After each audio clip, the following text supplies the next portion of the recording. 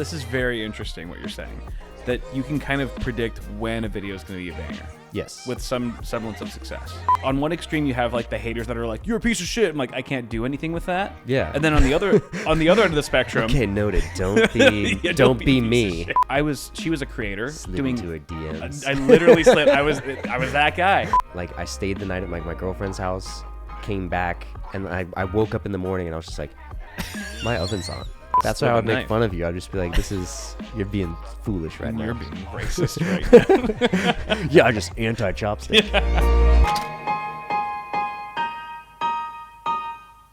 Yeah. Or is that going to mess up your vitamin water sponsorships? Put it back there just in case. They got to sponsor us if they want the front desk. Yeah. You're in the back for now. That used to be my theory on wearing logos. Just even if it in had videos? No, just in life. I'm saying like life. As a middle schooler, I was like, if I'm gonna wear an Adidas shirt, they better pay me. It's like not because I'm a big deal, but just like, why am I advertising any company that prints a logo on a shirt? So I was very like, if my mom bought me shirts, I was like, I'm not gonna wear this. Were you raised with being told like nothing in life is free? Like you got to work for everything.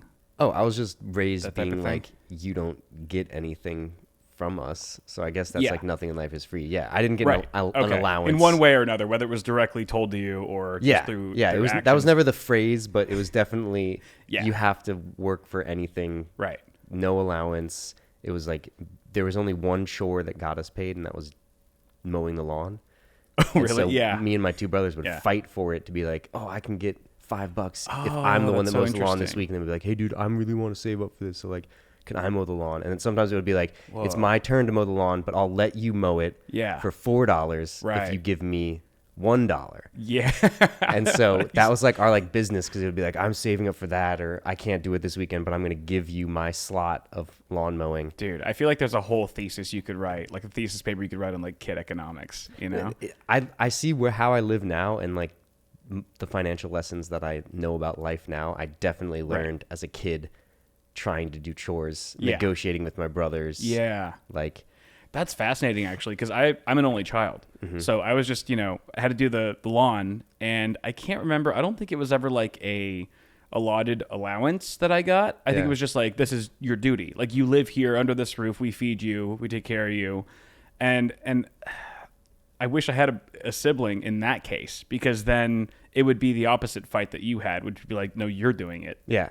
Well, that was every other chore.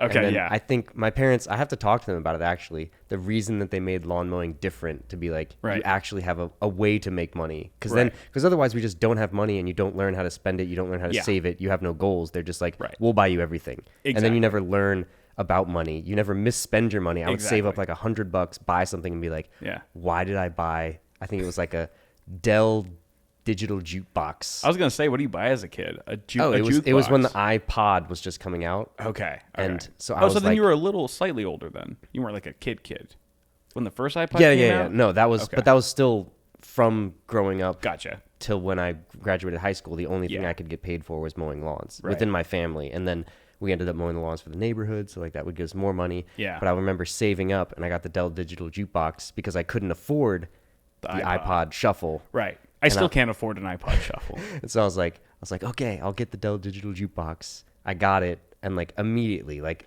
2 weeks after, I was like, I should have just waited another month of earning to get the good product, because it was just so clunky. It had like a weird button scroller on it. Yeah, you learned the lesson. It just wasn't the right size. All of my friends, like even if I pulled it out to like listen to it at school, it was like, why do you have that weird thing? And I was like, it's the same as a shuffle. You can still, it does the same thing. It was just like, no, like save up, get the good one. Well, it's like you tell your friends like, oh, it would have been nice if my parents bought it for me too. You know, like I had to work for this shit. Yeah. But welcome then to the real world, asshole. It was like, I put in all that work and then got something I didn't even want. It's like, you learn that's a good life lesson. But that's a life lesson. And I look at that now and go like, hey, should I, buy the blender or the vacuum, these lame adult purchases, but knowing, save up, get the Dyson. Don't get some crappy vacuum that doesn't work. Exactly. That you have to replace. Otherwise, you're going to and then you end up getting the Dyson anyway. Otherwise, you're going to get 12 Shark vacuums. Yeah. That's going to cost more than the one Dyson eventually. You learn those lessons early with tiny little purchases. Right. Sponsored by Dyson. Sponsored by Dyson. That's our next sponsor. But by the way, I should probably introduce you to everyone listening. We already started, by the way. Go for it. This is Trigg. This is my buddy Trigg. Actually, Aaron, who was on an earlier episode, he introduced us. We're kind of a mutual friend. And thanks for being on for starters. Happy to be here. One of the many reasons I wanted to have you on was to just sort of talk about what you've been up to lately. Your thing right now is like food content, right? It's like cooking. It's like cooking on social media. Yeah. It's like social media. You have a very interesting history with film. You worked in the film industry, which we'll talk about in a sec. But could you explain to people listening and watching what it is that you do with your food social media account? Sure. So it all came as bringing together my hobby and interest, which is just cooking and food, and then my profession, which was filmmaking. So Aaron and I were camera assistants out here doing TV, film, etc. And with both a strike and just time in between jobs and the realizing that kind of the TV film grind is a serious grind. Like it's all encompassing. Well, the content creator grind is not. It's you just control it. So I can just say Flexible. yeah, I'm taking off for a party, but because of that, I'm gonna work 20 hours tomorrow. Like, right. I can work 20 hours tomorrow. It's a grind you because control. I have the day off. Right. Rather than someone just saying, no, you actually need to come in Friday night. You're on and call. I'm like, oh, but I had a show. I bought this ticket. Yeah. So flexibility was a huge appeal, a huge draw for you. yes, yeah, it still is, and I think that. I mean, my hope at least, because I'm still on the earlier phases of it, like it's not a full-time job as far as what it financially brings me, but it is full-time in how long it takes to, or how much time I'm devoting to it every week. Which is how much, roughly? Roughly, at this point, probably like 50, 60 hours. Yeah. I'm keeping it decently capped just because I know that I don't want to set a precedent and a click that's unsustainable. Yeah. And that's just maturity from experience and other things in my life to say like, hey, don't, like, I forget where I even first heard it, but the idea of like, be careful what you succeed in, because whatever you succeed at doing, you're going to be asked to do that exact same thing. Yeah. So whether or not it's, oh, I succeeded because I was like making a fool out of myself. I think there was what is it? Like, I mean, it's his name, but it's like the Pussy Whisperer, someone on Instagram, this guy, he like, not on my radar. He made a name for himself. I think that was his name, or it was until he got like canceled and had to change it or something. But I saw him on a social media documentary. He became famous doing champagne money shots in like clubs. So he would just like take champagne, okay, like blast it in the face of all these like girls who were at the club, yeah, and then had a photographer, someone who would take pictures. And so he was a professional photographer, just professional. Right. Then he orchestrated these events where he would just like pop champagne, and then it would just be like all the foam all on people's faces, take a shot. Okay. And so it was just photos, but he became famous for those photos. And so clubs started inviting him to the clubs. Yeah. So he would just come and they'd be like, oh my gosh, we've got this guy. He's like the club version of Steve Aoki, like just throws cakes at people and in the crowd. Like throwing cakes. But then you realize he was like, in this documentary, he's sitting there and he's after like 5 venues back to back. He's flying around the world. He's going to like Germany to do this. Insane. But like every single time, it's like everyone else, that's their one night of the year where they're like, we went so hard. It was epic. And he's just like sitting there like on his back porch at like his mom's house in Kentucky or something. Couldn't be bothered. Being like, yeah, I'm exhausted. Right. I can't do this anymore. But it's all I have. It is how I make money. It is what makes my life continue to be functional. Right. I just have to keep going to parties with everyone who's just like on drugs, crazy, doing this, like living up this high. And he's like, I just want to slow down, but I can't. It's honestly, I think, a symptom of, well, social media and just how like viral, like the viral nature of things now, that going viral overnight could just turn you into a millionaire for a lot of these people. And it doesn't necessarily mean that that's what you want to do for the rest of your life. It doesn't mean that this is even a viable career path. But so many young people too, like especially, get caught up into this this obsession with success, and they go, oh, it's like a drug, right? Something goes viral, you're like, I got to keep hitting this button. Yeah. But eventually that gets exhausting, and you're like, this isn't what I want to do. I hate this. But it's the only path that you now see forward, and you kind of become a prisoner of your own your own demise, like of yourself. It's super tempting because people are paying you and loving you for building this jail. Yeah. And you're getting money. You're just the one inside of it. But like, if you don't realize like what you're doing is building yourself what could be a home or what could be a jail. It depends if you want to be there or not, but you're the one building it. Right. And like, so I guess I'll talk about like my virality as I've come, because I have had success in making food content and shorts. Yeah. Like the first video that really like popped off was it was just like a carbonara video, but it was, smoothly edited and clever because I come from a film background. Right. Because there's hundreds of carbonara recipes out there. I was just like, oh, let me take my hand on it. It's a dish that I do well. I like Italian food. Yep. And it kind of like popped off, and that sent me a message where I actually got a little worried about it, because I was like, oh, one, that video took a lot of work.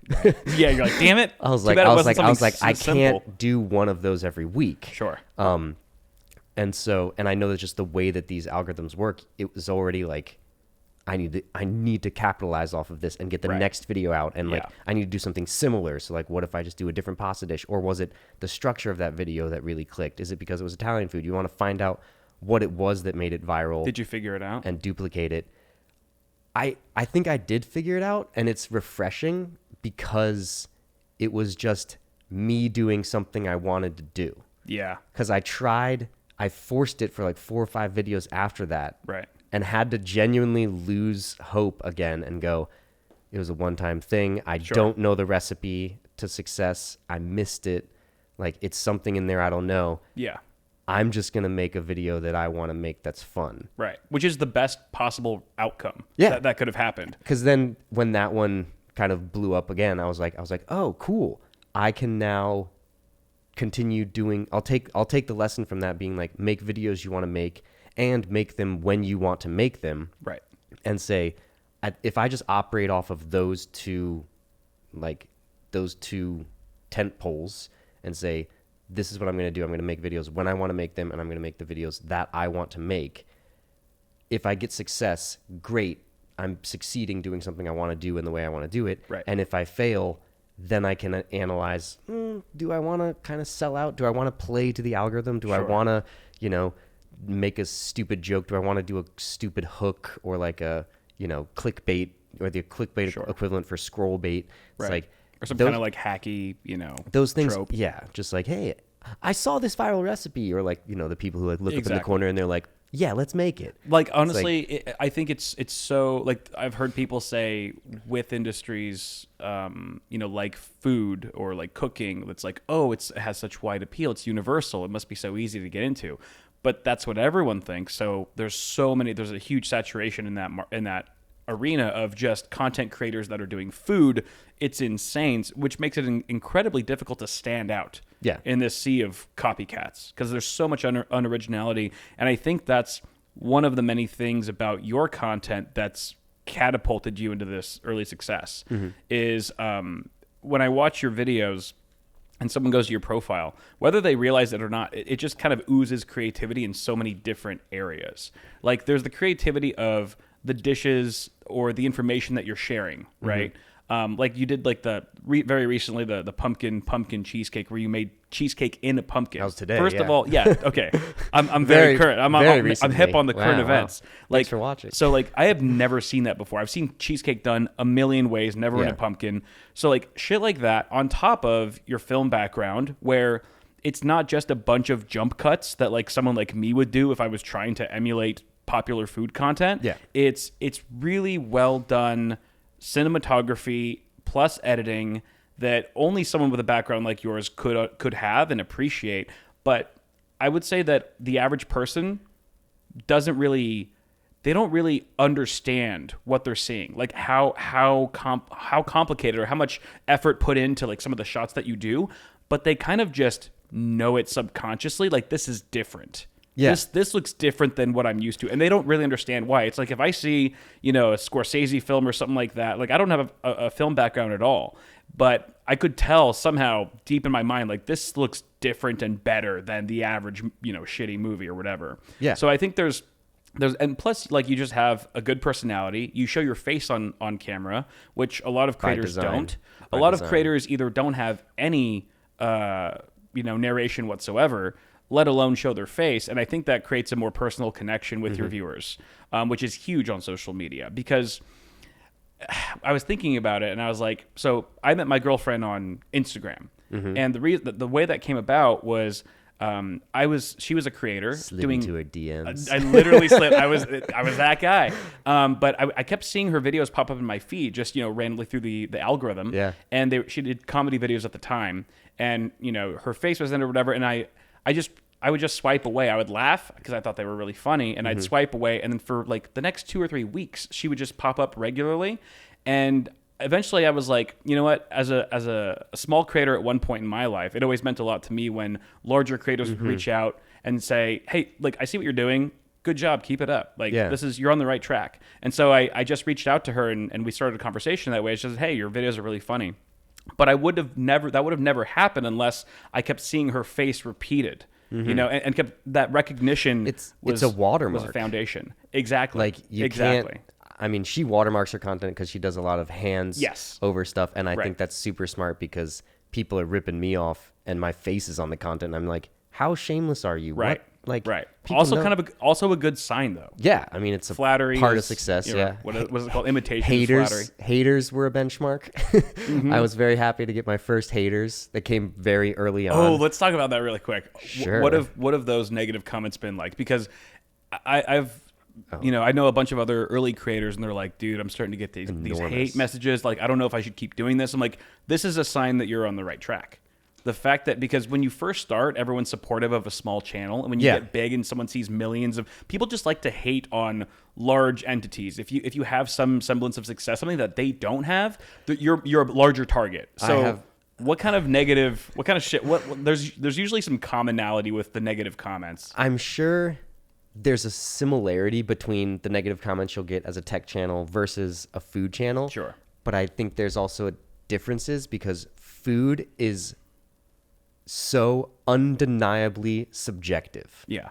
It's like, well, so is tech in a lot of ways. When you in a lot of ways, you would be shocked. It could just be like, oh, like why didn't you forgot to screw that down? It's going to cause a problem. It's like brand loyalty. Like there's fanboys, AMD, Nvidia, Intel. What case you're going to go with? Like, it's okay, but go ahead. I don't think there's like what thermal paste application you use. I would say there's not even really like, I'm going to say almost anything objective about food. It's like when you try to establish something objective, it just becomes something that like a chef somewhere gets a Michelin star for making subjective. Right. It's just like, oh, you can't do that. It's like, well, someone's going to. And I try to do that with a lot of recipes as well. Yep. And that gets me in trouble, obviously. Right. But it's so personal to so many people that if you I'll make the same recipe and like comment back to back. One will be like, you can't do it this way. It's like, you cooked it too long, clearly. And then like the next comment will be like, you're such an idiot. You didn't cook it enough. It needs to be. Exactly. And I was like,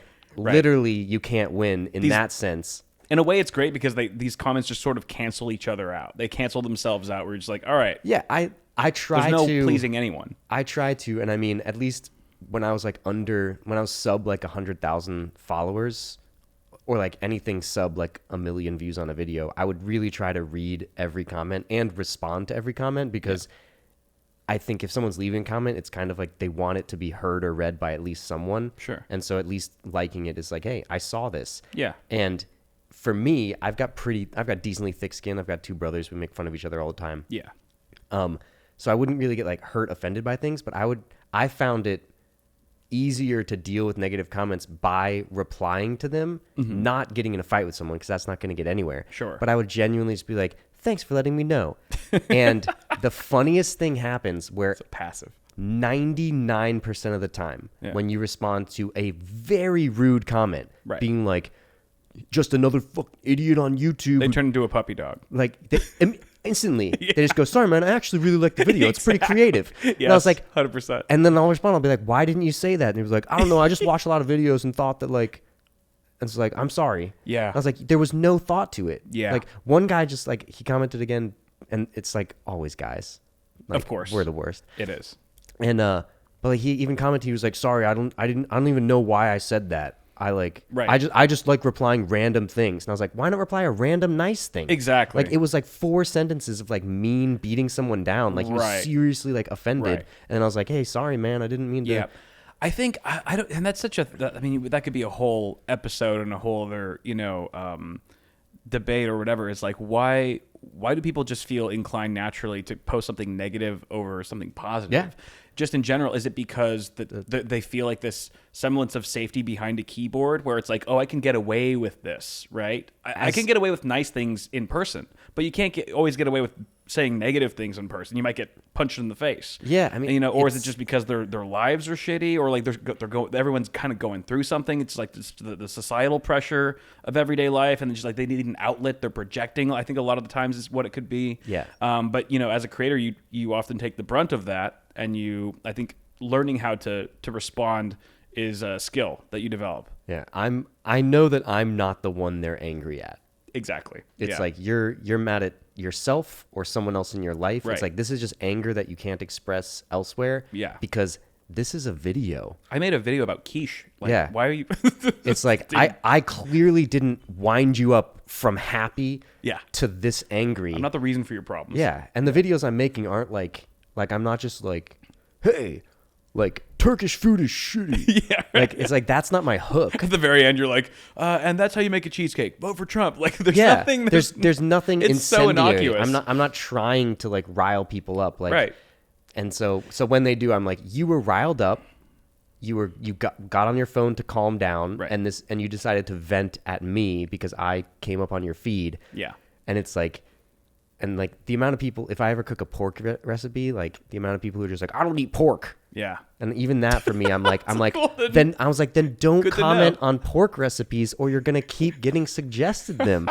I was like, the algorithm just knows you're commenting on this video. Exactly. Yeah. You clearly watched it. You commented. You engaged with it. I was like, swipe away. That's the tool you have when you experience negativity, unless you want to like express and hurt someone or do that, which is like, that's coming from you, coming into the video. It's not something my video is creating within you. True. Now, I could see how at first you started replying to like all these negative comments and you were very responsive. Is it getting harder? Because now a lot of your videos are getting millions of views.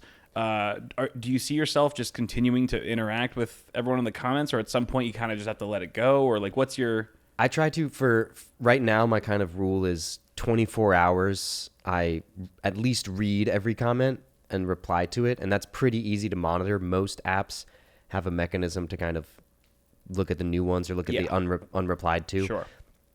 So I can keep up with it. Right. Just because for me, that's the best way to see what is resonating about a video. And a lot of times, my video ideas come from those first 24 hours where I'll post a video and people will be like, yeah, but what about this? Yeah, right. And then if you get 10 of those questions, I just go, oh, that's a video. Yeah, exactly. And so I'll make that video to answer it. And on TikTok, I think they have it where you can like link to the question to a comment. You can link it for the next video. Right. I haven't really used that mechanism yet. Sure. But I still do like taking that in mind when I make the next video, or when I just make a list of videos. I just go, oh, like, I did a how to cut an onion video, and everyone's just like, yeah, but how do you stop crying? How do you stop from crying? How do you stop from crying? I was like, there's lots of videos about it, but if enough people are asking the question, it means that those people don't have that answer. So maybe they want to see it the way that I represent ideas. Exactly.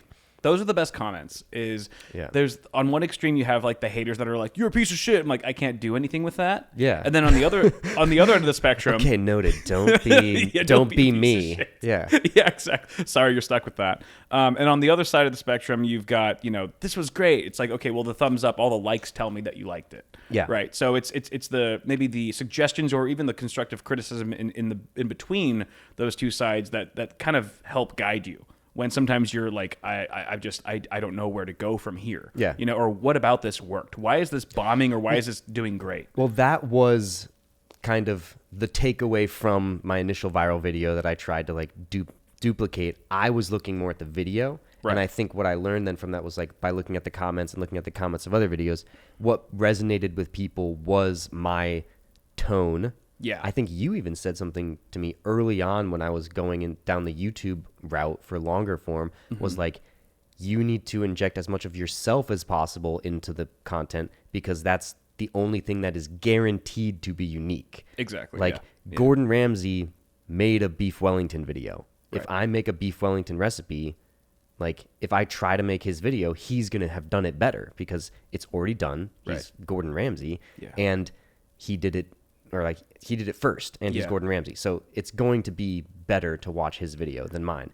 But if there's something about me that is unique, which isn't always personality, like it's like that's the easiest one, that's hey, just introduce your personality. Like that might sell or that might appeal to people, but it might be your skills. It might be, are you coming from a science background? 100%. Talk about the science of beef Wellington. Exactly. Are you coming from a historical background? Talk about the history of beef Wellington. That's right. Are you coming from a marketing background? Try to market it, like package it as if beef Wellington were like an Apple product. Like, Play can your you strengths. shoot it that way? So like whatever you have, bring that in, and that will make the product unique. That will make the video unique. And that's what actually could, it's not that it will. Some people, you don't have skills that resonate with people, or you don't have a personality that resonates with people.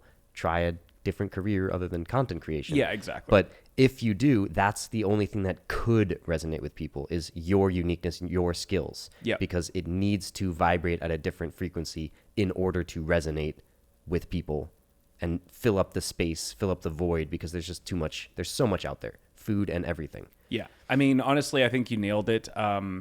You can just tell when watching your videos. Like I've seen so many food videos, but it's just you can't really ever pinpoint. You can't really pinpoint why your videos work so well and why they do so well. It's a range. It's a combination of so many things that you've somehow leveraged. Like they're all part of your strengths. They're all your strengths that you kind of herded together to make this happen.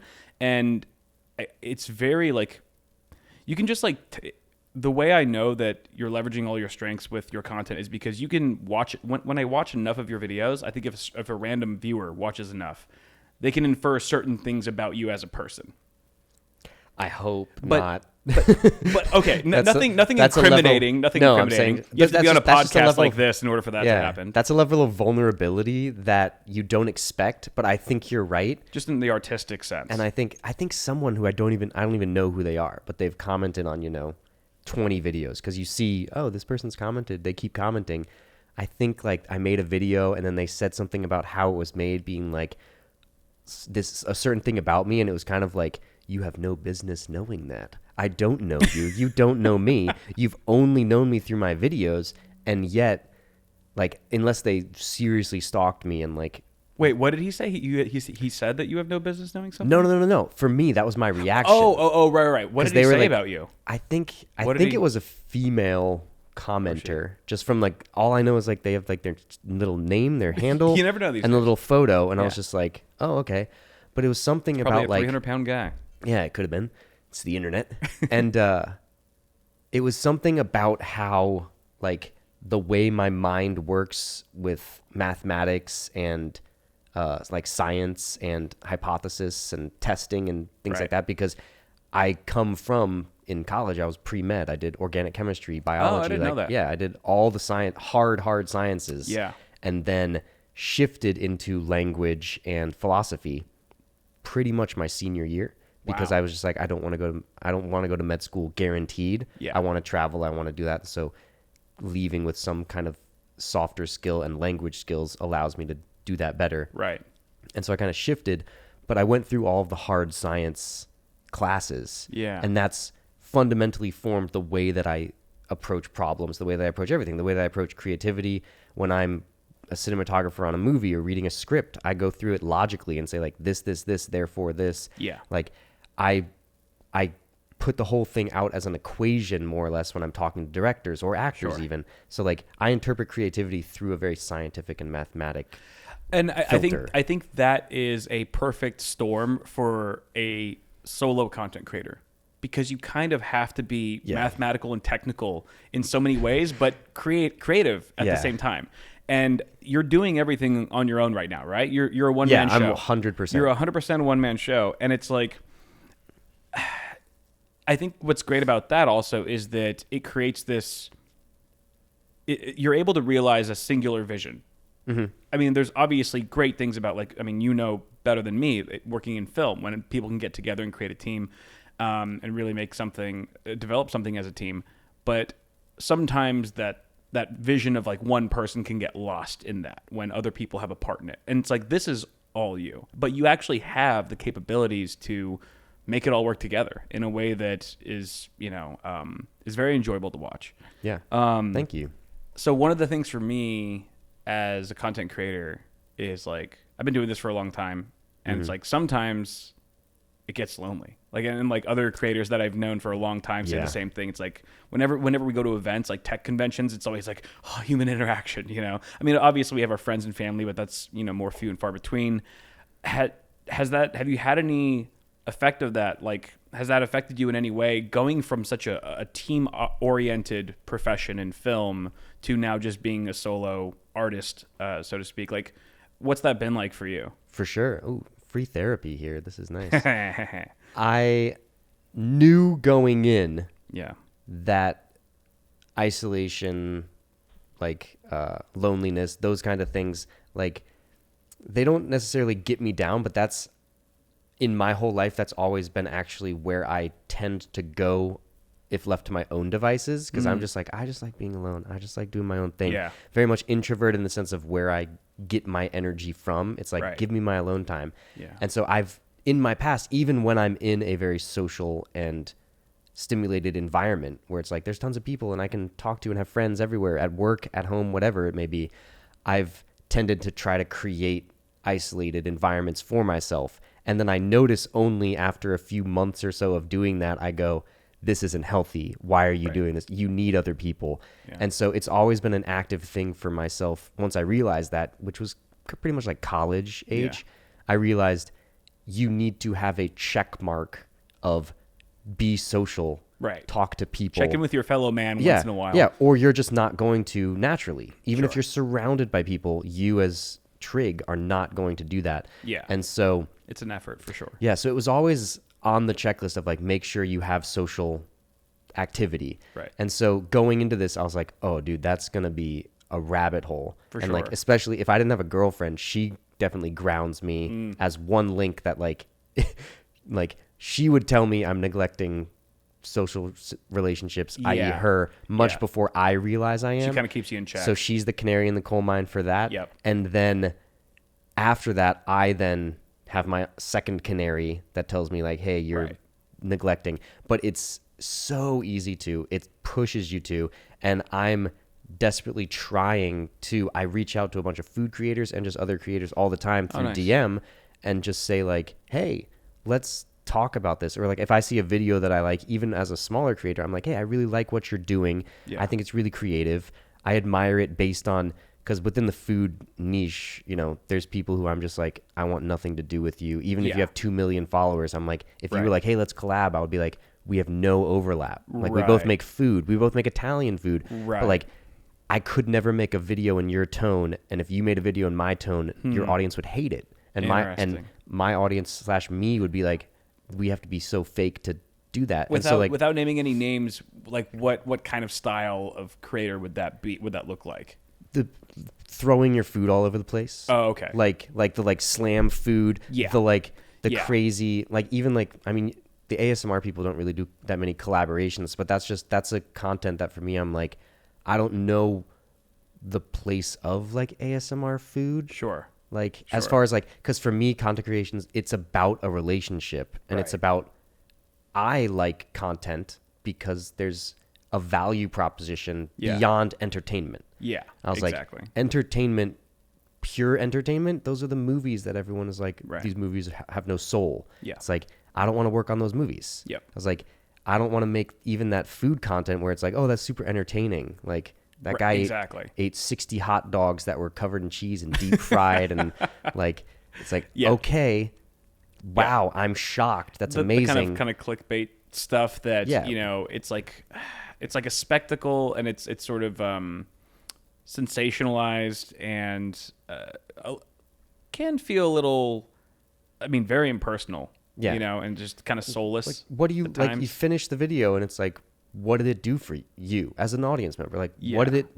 you started the video, Right. you finished. Are you a different person? Right, exactly. Like, if you're more entertained, Yeah. you could have kind of put any content in there, not even food content, and gone on that same journey. Right. But I like it when someone finishes my video to go, when I started that video, I didn't know something. When I finished it, I do know something. That's a big, Even if it's a creative, crazy recipe like putting cheesecake in a pumpkin, they just leave going, I didn't know you could cook stuff in a pumpkin. Exactly. It could be something that basic, but as long as there's some sort of a learning arc to it, it's for you. It's like that's worthwhile. Yeah, that's worth your time. Super important. And to I think me. that's a huge. It's not in every creator. That's another sure. huge part of your unique style. There is definitely a huge proponent of learning in your content, and I would say that maybe possibly stems from like your background of like being in the sciences and math and absolutely, like really getting a high off of learning. I also with, like languages and shit. Well, like, it was how many languages do you even know, dude? 4. You know 4. You're fluent in 4 languages. What are they? Decently.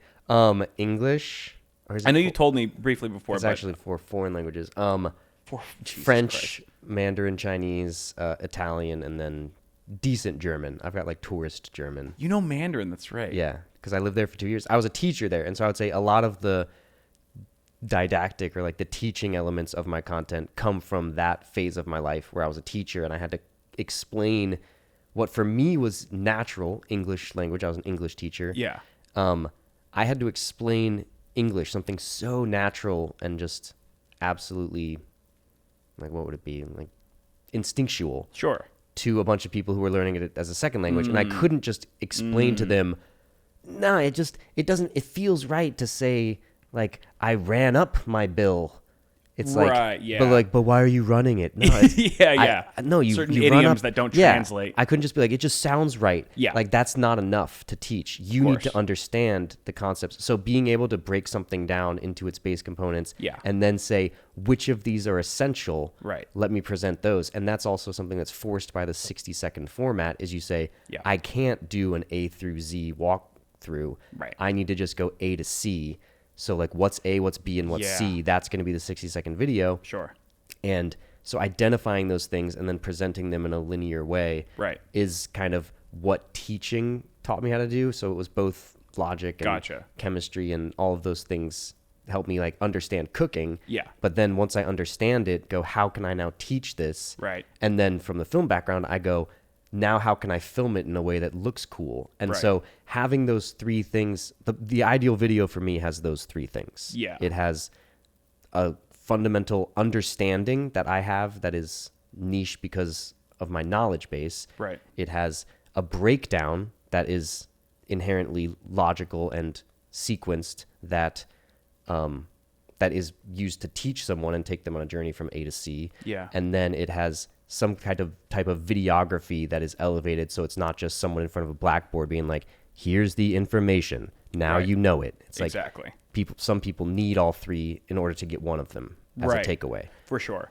And I do think that it's like the filming part particularly, because there are a lot of guys in the tech space that also have they're film heads or whatever you call them, and they do these amazing shots and stuff, and it goes over most people's heads, like the average viewer, right? And I used to think, like, why are they spending all this time like setting up these shots and getting these really cool, these cool like images when 90% of people don't really appreciate it or understand it? And then I realized it's not for viewers, it's for them. Like you're talking about the people actually doing showy camera stuff, like showy camera, like their effects and like maybe VFX not like just not like special effects, but just like good cinematography. Yeah. Like when I'm shooting a motherboard or something, like I just like pan, tilt, or whatever. It's like very basic. Yeah. I'll just have like this background. I don't really like set things up as much as some of these guys. It's like they put it on a nice slider, and it's like the lighting is perfect, and they spend like 25 minutes per shot. And it's like I realize like that keeps it interesting and fresh for them. That's something that stimulates them, and it's something that they enjoy. Do you feel like you still have that strong passion for film, even though you're kind of taking this new direction? Yeah, I mean, I think there's a point of diminishing returns, and I learned this on set where it's like if you don't light and you just show up at a location and shoot, it's going to look like a student film. It's going to look like garbage. Of course, it's not going to look that great. Yeah. If you for a movie scene, if you light for an hour, it's like, wow, that's going to look nice. They've got a light in their eye. It like looks good. Sure. And then like beyond that, you're like, and people will do it. They'll light for 3 hours. They'll be like, oh wait, I want a glint on that like, screwdriver behind your head like that. And it's like, it does look better, but yeah, it's 2%. It's 1%. It's so minimal and no one's recognizing it, but also you're losing something. There's an opportunity cost for that. Of course. So I do some camera stuff. I try to set it up in my mind. I have the edit in mind before I start shooting. And that alone helps me set up something cinematic. Yeah. But I know that there's diminishing returns. So I'm not going to be like, would it look better with a backlight? Let me try. I'm just like, is it lit? Does it look good? So like, then you fall into your groove. But as you were talking about the tech channels, what gets me watching tech and board game channels, because I'm into board games and I like really? I didn't know that. I am too. I like playing. We should play some shit. Oh, absolutely. I would love it. Hell yeah. But I watch so many board game channels. Yeah. And I have to turn them off. They're just so poorly shot and edited. Right, yeah. That I'm just like, there's just a nerd with a camera. Yeah. There'll be 45 minutes of it'll be like my top 10 games for the year. And I was like, this video could be 60 seconds. Right. It could just be this game, this game, this game. I was like, but I get it. You want the runtime. Sure. Clear 8 minutes and you get an ad. Great. Right. Make an 8-minute video. But it's also like 45 minutes. It's also way easier to make a long format video, I think, than something that is. If you never cut anything. Yeah. Yeah, exactly. Like a podcast. Right. It's so easy to make a podcast. Dude, I got some low-hanging fruit, bro. Let me feed it to you. But I mean, it really is so difficult because, like, how many hours would you say on average that you spend on like a 60-second reel? Easily 12 minimum. That's insane. And that's cooking. But mine are highly worked. Right. Like, sure. If there's a side of me that is begrudging, it's not against the food content creators who throw food and go all extravagant and kind of just like make it a show. Sure. It's like, that's not actually what I'm against. I just go, hey, that's different strokes for different folks. They're just making an entertainment show. So like, cool. It just happens to feature food, but it's really not the same content that I make. Yeah. So there's no hate there. Right. What I actually hate and like kind of like resent, and this is just coming from me, it's just my issue. It's the people who like just put like the phone on the counter, film themselves cooking. Right. Don't even put a recipe in the description. Don't put a recipe on the screen as they're doing it. Don't say the recipe. It'll just be like, exactly. The point is this voyeur, you're just watching me cook. Right. And there's a weird relationship that I think is like a weird, what's it called? Parasocial relationship kind of, but like there's not really an expression of personality except through, your body mannerisms and like the music choice and like all this. But in my mind, I'm like, I just look at those videos and what makes me resent it is I'm like, you cooked for an hour and a half. Yeah. Because that's how long it takes me to cook too. I could have done that. It maybe making ramen tonight. Yeah. It maybe takes me 20 minutes longer because I have to reset cameras and do that. But like that's 2 hours of my 12, and then it's 10 hours of editing and writing the recipe, testing the recipe, because I know that if I have to write a recipe down and give it to someone, it better work. Exactly. Or I'm responsible for someone else going like, dude, like this sucks so bad. It was all wet. Exactly. I'm like, oh yeah, sorry. I knew it was like you had to cook it for an hour, an hour and a half, but like I didn't keep track of the time or I didn't test it in my oven. You have accountability. So I do. And so when people are like, I just cooked something, I just showed you the finished product, there's no recipe. I was like, that, there's a relationship to that. But in my mind, it's just so lazy in the sense of those people put out 4 videos a week. Sure. So the algorithm loves them. They're going for quantity over quality. Absolutely. And that's 90% of food creators, I feel like, because it's easy. Because people are like, oh, wow, the food content does well. I'm just going to like make my skillet, make an egg. Those are the people who saw it. They go, that's most They creators. go, anyone can do it. Set up a phone. Yeah. Get a ring light. Right. And now you're a food content creator. Like that's kind of what I resent because, those people can get millions of followers and they're fully working their life. Yeah. And I think they have a business acumen to them that benefits them. Like they're not just like, I'm not like, these people don't deserve anything. I'm just saying that's what gets me is I'm like, I'm putting in 12 hours of work for a video that is my video of the week because I have to put in that much time for it. And then other people are just like, oh yeah, I just filmed myself cooking, didn't even write down the recipe, posted it. And maybe it gets 20,000 views and mine gets 1 million views. Yeah. So proportionally, it's like, oh, great, you're being rewarded for your work. Right. But I'm still like, but why are people trying to like run the race beside me Right. and not putting in any effort? Like you just, as in anything in life, you resent people not putting in effort. Yeah, exactly. And then still taking the stage with you. You're just like, no, Yeah. like let's all try together. Like put in some effort. Write a recipe. Just write the recipe down, and you're now sharing with people. It's hard to blame the creators though that like put in minimal effort and somehow they blow up, you know, because it's like it's almost like positive reinforcement where it's just like, okay, well, if I'm getting rewarded for this lazy behavior and somehow it's popping off, then what's really motivating me to put in more thought, more effort, more time? It's like I'm still making good money, you know, or whatever. I think the question is like, how sustainable is that? And the question, I think the answer is not very. Yeah. I think at some point that's going to run out because there's going to be somebody who just does that a little better, and then someone who does a little bit better than them, and eventually they're all going to fade out. But the people who are really original and making unique content, those are the ones that are most sustainable. I feel like in the long run, if you're trying to make it into a career and not just a flash in the pan, pun intended. Hey, it's wild. No, I think that you had a very good point. It's about sustainability. Like, is it sustainable? But in my mind, it's also like there are careers, as I had with film.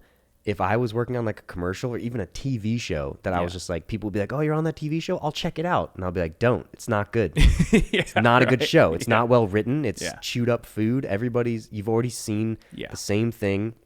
I'm not going to say it. People can check my IMDb and see what show I might have been talking about. But it's like, I'm just like, this is not a good show. And so I would put in 10 months of my life on that show and just look back and go, like, when my head hits the pillow at night, I'm like, I'm not proud of what I'm putting my effort into. Right. I'm getting paid for it, getting paid well for it. I'm working with my friends. I like all those things. Yeah. But you do go with your head down on the pillow and go, I do wish I supported what I was doing. Yeah. And I do think that those creators, I can't speak for them, but I just know that I can't speak for myself.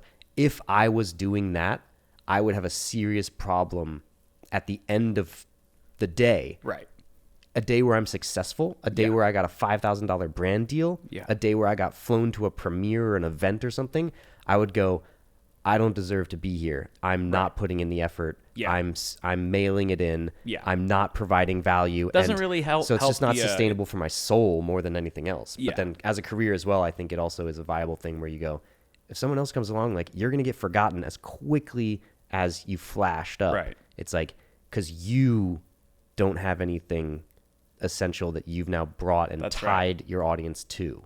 It's like the what's that Japanese word? Ikigai? Yeah.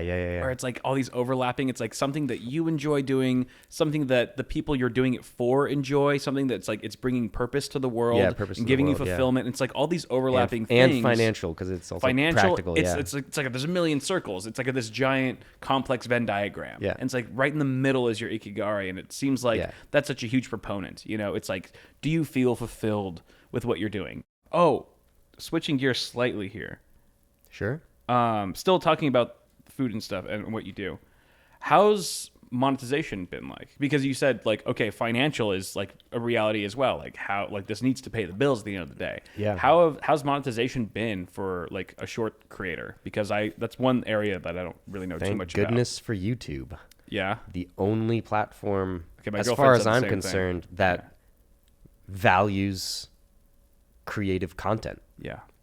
Like it's literally like, hey, do you value it? And it's like, like Instagram and TikTok, they have their monetization mechanisms, like GIFs and stickers and all those things. And like, unless you're gaming the system, being the weirdo, like, ice cream. Being the NPC creator. Yeah, that's it. If you're playing that game, then you can use it to monetize. Sure. If I make a video and say, hey, if you like my content, leave a sticker. And I'm like, there's the value to me saying that sentence on a video. Yeah. If you like my content, buy me a sticker. If you like a content, subscribe to my Patreon. Me saying that sentence only gives value to me. Like at this point in time, I'm so focused on providing value front to back in every single video without fluff, because it's 60 seconds. You have to also have it not be fluff. And I think that's what's led to so much growth for me, is I don't slip in like and subscribe, because it's like, you know how to like a video. Yeah, exactly. I'm not reminding you or anything. Like, you would like it if you like it. You would subscribe if you want to subscribe. I'm going to let you do that. But then to go above and beyond and say, if you want to pay me, this is how you do it. Buy me a sticker, do all that. Like, that's the Instagram and TikTok methods of monetization. Yeah. And they have their creator funds. I've got videos that are over 10 million, multiple videos. They've gotten me 0 cents. Like, you can just look at it, and it's just like how many, and it's not, you have to, and it's, YouTube has the threshold, and if you hit it, you can monetize, and then every view you get, long or short after that, you can monetize. And it's a hard threshold to meet, but once you do, you're a monetized creator. And I'll get, and you hit that recently. Yeah, I get now. Congrats, by the way. That's huge. Thank you. It was, oh my gosh, that's so huge. I was fighting for that. Like, that was a huge just goal on the board. But after that, I get like $9 for every 1,000 views. Or no, I get 9 cents, for every 1,000 views on Shorts. And so it's like, I get $9 for every 100 cents. Yeah, I get $9 for every 100,000 views. So it's like, but for me, I'm like, that's just huge. Not in the financial sense, but just in the sense of, somebody values what I make, and it's YouTube. YouTube values what I make. TikTok and Instagram don't really. They're providing a platform where I can then convert value through brand deals and through subscribers and stickers and these other things. But I don't have interest in converting my subscribers for money or my followers for money in that sense. I much more would rather say, hey, there are advertisers. You're already making money off of my content. And I've had people like, and I'll call them out because I don't support the practice, but I've had like BuzzFeed reach out to me and say, hey, can we feature your recipes? Do this, this, and that. We'll watermark you, we'll tag you and all of this. And I was like, I assume you're monetizing off of my content, aren't you? And they're like, yeah, no, this is what we do for this program, but like, we'll be giving you exposure, this, and that. And I was like, if you're monetizing, you need to give me a cut. Exactly. I was like, and if you said we'll give you $5, I would go, great. You've now just agreed my content has value. All I need you to do is acknowledge that my content has value. And you're acknowledging it for yourself by saying, if we get his content, we can then get value from it because we monetize it. And their argument is always like, we'll give you exposure. It's like, how much conversion do you think there really is? For someone sees a BuzzFeed article and they see like your video embedded on their webpage. I can tell you, and they like go to your channel and then go to fucking YouTube. It doesn't happen. I can tell you, there's zero conversion. Zero. Because I've people who have not monetized, if they reach out to me, like if they're not like a BuzzFeed, for example, just a smaller content creator who's like, hey, I like assembling food videos and posting them on my channel. And I'll go to their channel, and it's very respectful to the creators. It puts it in the top line. They're not trying to like do all this stuff. You can tell that they're not really monetizing, and it's more of a passion channel. I'll be like, but even if they have 500,000 followers, 1 million followers, I know that like, oh, you're just trying to bring together good content and package it for people to watch. I've tallied that. And you can look at it and you can see on your like follower graph, you're like, okay, I'm getting a bunch of followers when I post the video, and then they post the same video a week later. And I'll be like, because I'll tell them, I'll be like, yeah, you can post it, but don't post it while my video is still getting views. Post it next Tuesday. They post it on Tuesday.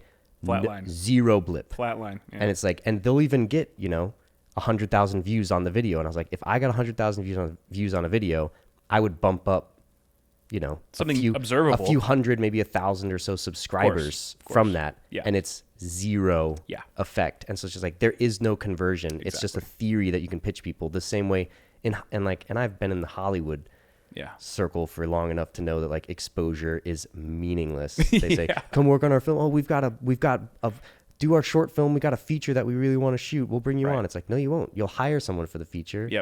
You're not going to bring me on. I'm the free guy. So you set the value for yourself. And so monetization has been something important that I'm pursuing the whole time. But as far as platform appreciating the creativity, only YouTube. And as far as people being willing to pay me, I have a handful of followers who are just subscribers or through, I do Ko-Fi coffee, just like buy me a coffee. Because that's a bit more like well structured for me than Patreon, but it's effectively the same. What's it called? It's called Ko-Fi. I don't think I know that. It's like supposed to look like coffee because the idea is like buy me a coffee. Gotcha. But it's like Patreon in the subscriber monthly or donate side of things. But Do you give them do you incentivize them for I anything? pay a monthly fee in order to have all my donations be 100% unfeed. Gotcha. Otherwise, it's like with Patreon, which Patreon's a great platform that's done super great things for creators everywhere. But they're so built out for you can do a Discord and you can integrate all this stuff and you can integrate a merch store that if you don't need all of that, right, you're paying for it or your subscribers are paying for it because they end up taking, whatever a percentage of your donations. Right, exactly. Whereas Ko-Fi is very minimal.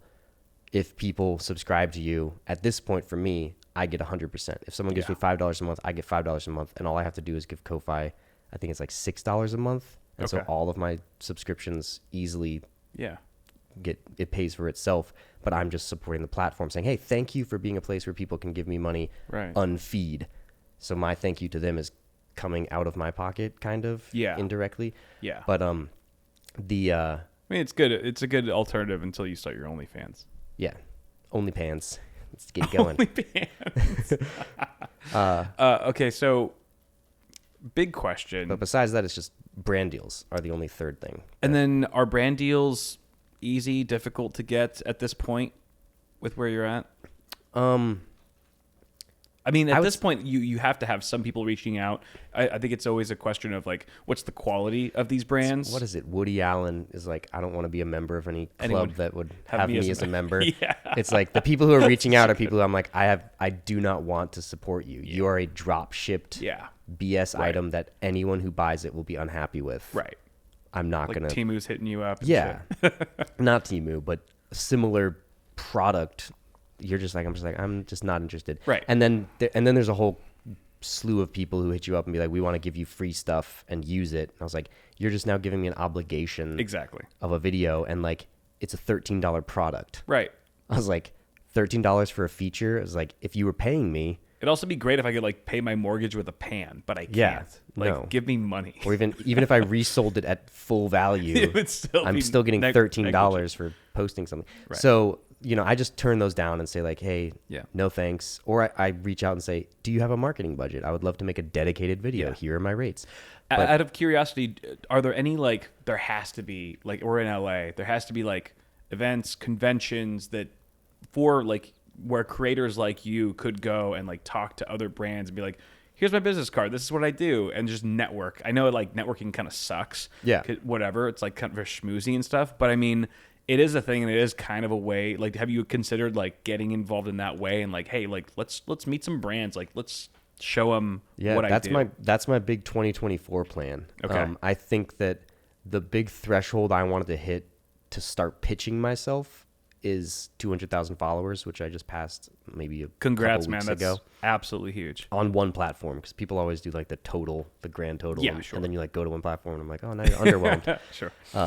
So that's huge, though, dude. That's huge. By just passing that on Instagram, I've been okay, I now have a viable number I can go to agents, managers, companies with and say, start pitching me. Yeah. Because for me, every single brand deal I've gotten has been from me reaching out to the brand. Yeah. So it's not just me dealing with the brand. It's all been started by me. So of course, I've worked with a wine company, and it's a wine company I already had familiarity with as a consumer and liked. And so I go, hey, can I use your wines? Because I had an idea for a video. Yeah. So I always go to them pitching a specific video saying, I have this video for you. I went to an egg company and I was like, I want to do a breakdown on pasture-raised eggs. Yeah. And what's the difference? What's the difference between cage-free, free-range, pasture-raised? I was like, I have this breakdown video. I still have that script. That script is going to get 10 million views. Yeah. But I'm waiting for an egg company to pay me to make it. Did it get 10 million? No, it's going to. Oh, it's going to. I just there are bangers are bangers. Right. And I'm just I'm not going to make it. I'm going to wait for someone to pay me to make it. That's because it's that big of a video. I have other bangers that are 10 million views that I'm not going to get anywhere. I've got 2 Panda Express recipes that I keep howling on Panda Express to pay me to make these recipes or just collaborate with me. This is very interesting what you're saying, that you can kind of predict when a video is going to be a banger. Yes. With some semblance of success. I mean, this is not tooting my own horn. It's just some surprise you, obviously. Yeah. But there are others where you just go, oh, this is a good one. Really? Yeah. So, I mean, okay, but have there been ones that how often does that happen versus ones you think are going to perform well and they don't? Would you say 50-50? Because even if it's 50-50, that's insane. I don't think it's 50. I think it's higher than 50-50. I think there are certain videos that I go, hey, this one's for me. Yeah. And I've been surprised when those pop off. Sure. But I would say most of my videos, I go, this one's for me. I hope people like it. Right. And I'm surprised when those pop off. There's only a few videos where, like, if you talk to me beforehand, I would go, no, this one's going to. Like, I would bet on this one. Yeah. And so, like, I think you make every video going, if it goes viral, I'm not going to be like, oh my gosh, I can't believe people liked it. Because it's like, I only make videos that I want people to like. Sure. So I'm not surprised if they like it. I'm like, oh, that's the idea. That's the intent. Yeah. But there are certain videos where, like, I would tell my girlfriend, like this. Get ready. Like, my biggest Brace video. yourself, my babe. biggest video that was, it's now, like, close to, it's like past, like, 13 million or something. The creme brulee? Pumpkin creme brulee. Dude, yeah. I told my girlfriend beforehand. It's insane. I was just like, oh, like when I had the idea for the recipe, I was like, oh, this is going to be good. And that video I turned around in like 2 days because I was like, I need to get this out before Halloween. Damn. And we had like parties and stuff, but I was just like, hey, I need this video out before Halloween. Right. Because this is the timing. It's going to pop off. And sure enough, within what, like a few days it got to that? Yeah. I mean, it was 13 million. That was huge. Unreal, bro. So here's my question. Have you kind of figured out a formula to what makes one of your videos pop off, go viral? Yeah. I think it's that 3 structure that if I have a video that has all 3. And there are some ideas inherently that are like, this is not going to be entertaining. Yeah. It's going to be informative, and it's going to be like didactic. Sure. But like, it's not going to be entertaining. And I'm like, but I still want to make that video because I know that my audience is people who are trying to cook. Sure. They're trying to actually use the recipes and the knowledge in the kitchen. Interesting. And so I'll be like, that video is still worth it to make. I haven't seen this video out there in the world. I think the world needs this video. I'm going to make it. That's my Tuesday video. Interesting. Your whole, like, it's a trifecta, right? Like it's like you're dealing with triangles, right? There's these 3 metrics that you have to hit. Yeah. That you figured out. And ideally you want the triangle to be equilateral, right? Yeah. Equal strengths of all 3. Yeah. But it doesn't necessarily mean that an isosceles triangle is not worth doing, because that just means that there's one area where it could really excel, even if the other 2 or maybe 1 is a little shorter. I would say one that I was like shocked popped off was just a beef stock video. And that one, oh yeah, I saw that one. Yeah, that one I just knew. I go. Yeah, it's a basic chef skill. People need to know how to make it. And then I wanted to make that video specifically because I had 3 recipes after that took quality beef stock as an ingredient. So I was like, oh, if I make this video, then when I make the 3 really good videos, I'm actually going to be able to cite this one and people can go back and watch it. Because I want my channel to be like much more series focused, because I think that that's the future of both Instagram, TikTok, and YouTube is, oh, I watch this creator and it's not short in their own universe. It's, oh, I need to go back and watch that. Exactly, yeah. And you see it a little bit with it's almost episodic, you know? Yeah, I saw this guy who's building his truck out. He's building a truck out into like a camper. Yeah. It's like, yeah, you watch the series. He's like, this is part 4 of me doing this, part 5. Right. So I wanted to say like, hey, which is so this rare is to how see you make a beef stock. in food content. It's so rare to see like episodic content where it's like you want to go back to that creator. Usually it's just like one-off. Yeah. Set it and forget it. You know what I mean? But I think that's my plan. That's my plan to actually like become viable in the genre. Yeah. Is by taking shorts and saying, can you make shorts seriously episodic where someone goes, oh, Trigg has another video. I better watch it or I'm going to not know how to make the next thing. Right. Instead of just creating like a catalog of content, you're sort of making like a network of content where like everything's kind of like all these individual things, these pieces of content fit together and they kind of connect with each other. But going back really quick to the beef broth video, I think I have a feeling like one of the reasons why it popped off so hard was just in the first 3 seconds. That's what I was going to say. Is when you have it, you know, held up like this and people are thinking, oh, it's like beef broth, it's like a bunch of liquid, and you drop it and everyone's expecting it to fall out and spill, and it's solid, it's gelatinous. Yeah. And I think by that time everyone's already hooked. And I was already invested by those first 3 seconds. And I think that's so huge because have you ever seen, I talked about this with some other guest on a previous episode, have you ever seen like a Gen Z person scrolling through TikTok? They're like this. Everyone says they watch the first everyone half second. says 3 seconds. It's not. It's a half a second. It's half a second, dude. You have a half a second. So crazy, dude. To have there be a purpose to the video. The attention span has gotten so short, and I feel like you've capitalized on that, and you've done a real good job. I could tell that you're aware that of how people think and how people behave on social media, because it seems like most of your videos have a really solid hook.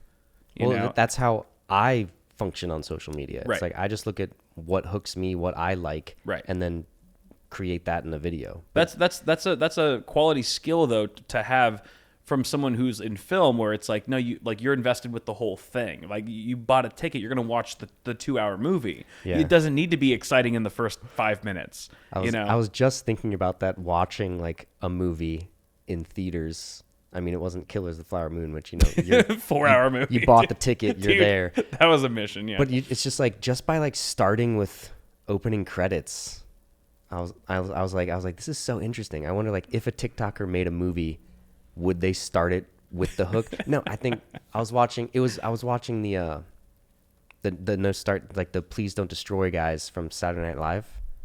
I don't know if I've seen that. No. Do you watch any Saturday Night Live sketches? Not in a very long time. So they're YouTube sketch comedy people. Okay. 4 or 5 minutes. They became writers on SNL. Okay. They're kind of Nepo babies from older Nepo babies. Nepo babies.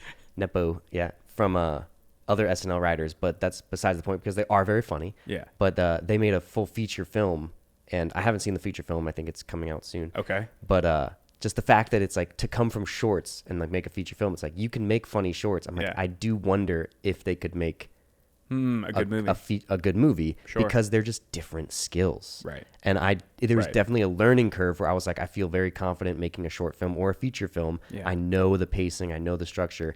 It took me 5-6 months to learn the short structure, but then once you do, you go, okay, this is what it needs. Yeah. And you know when a video has all 10 boxes checked and like the equilateral triangle. Yeah. And then it has like, within the triangle, you have the hook. It's like, is it a good hook? Is it a great hook? And like dropping beef stock all over the kitchen and it not spilling. I was like, that was the initial thing for that video where I thought of it and I go, this is the hook. Yeah. And I go, then how do I want to do? Do I want it to be a voiceover video, or do I want it to be a music video with the instructions and the descriptions? Like you have those choices and go, well, what couples with the hook better? Right. Should I be making jokes and puns the whole time, or should it be actually instructive and more informational? Yeah. And so that was a video where I was just like, I'm just going to make it informational, but with a really good hook. Mm-hmm. But it's not like, there's no entertaining shots in that one that are like a cool transition or like, whoa, dude, how'd you do that? Sure. Which a lot of my stuff has that effect. Those like things where it's like, whoa, I need to rewatch that because he like changed the onion color by like rotating it in his hand. Or when you drop a tomato, like a whole tomato, and then it just instantly cuts into 4 pieces when it hits the cutting board. My shit like that is editing so cool. background allows me to like do that stuff. But that video I don't think has any flourishes in the editing. Yeah. It's just a hook and information. Yeah.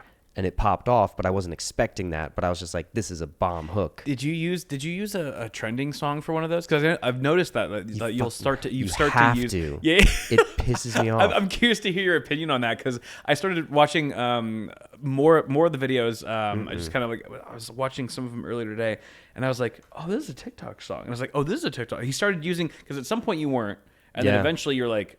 You switch. You're like, every now and then I'm gonna use a TikTok song, a trending song. How significant has that been to your like the engagement? It's insane how highly how important of a variable the trending song is. That's nuts. Hate it because you get sick of them. Yeah, like. And I notice even too because I have to save the songs when I like hear a good one or like I hear one I watch 5 reels and 4 of the same song. I'm like, oh, this is a trending song, so I save it and I start getting more of those songs and I'm like, I saved the song off of a video where someone's building their car into a camper. Yeah, I don't want to see a video of someone traveling and like toasting Aperol spritzes in Italy. Yep. To that song. Right. The song isn't what I care about. Right, exactly. Like I don't think, but maybe they know that there's a hijacking in the brain where people stay on an app longer if the songs are appearing, because then they're just in a rhythm. It's familiar. It's a Vegas casino where it's just like they're pumping oxygen. It's like they just want you on the app. Yeah. People might stay on the app longer if it's only 5 songs that are cycling. Sure. That might be a thing that they know. I think it's also because it's like the reason why songs start trending is because there have been a select few videos that use that song that have popped off and gone viral that the majority of users have seen already. And so when they come across another random video that has that song, I think there's this like inherent association that, oh, this must be a decent video worth watching because I just watched that other video that had a bajillion views on it and it was using the same song. You know, whether you're conscious of it or not. But I think it's very interesting. I think it's subconscious, but I think it is prevalent enough for the apps to weight trending audio super highly. Yeah. So if you want your video to succeed, you have to use trending audio. Yeah.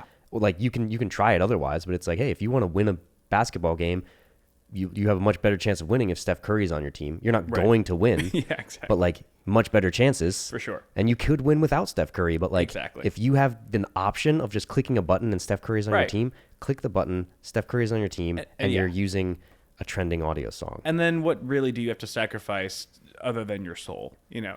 That creatively it kills me. Creatively, because when the first time I saw it, it was like, I was like, this is so not Trigg, but I completely understand and respect him for using it because it's no longer like, you know, being a creator used to be, all right, I have to think about what I want and what the viewers want. And now it's what I want, what the viewers want, and what the algorithm wants. Yeah.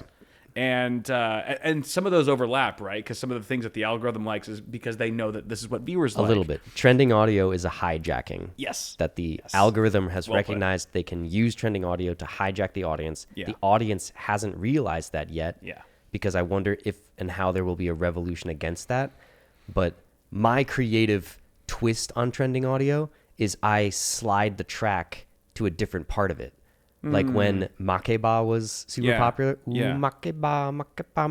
Right.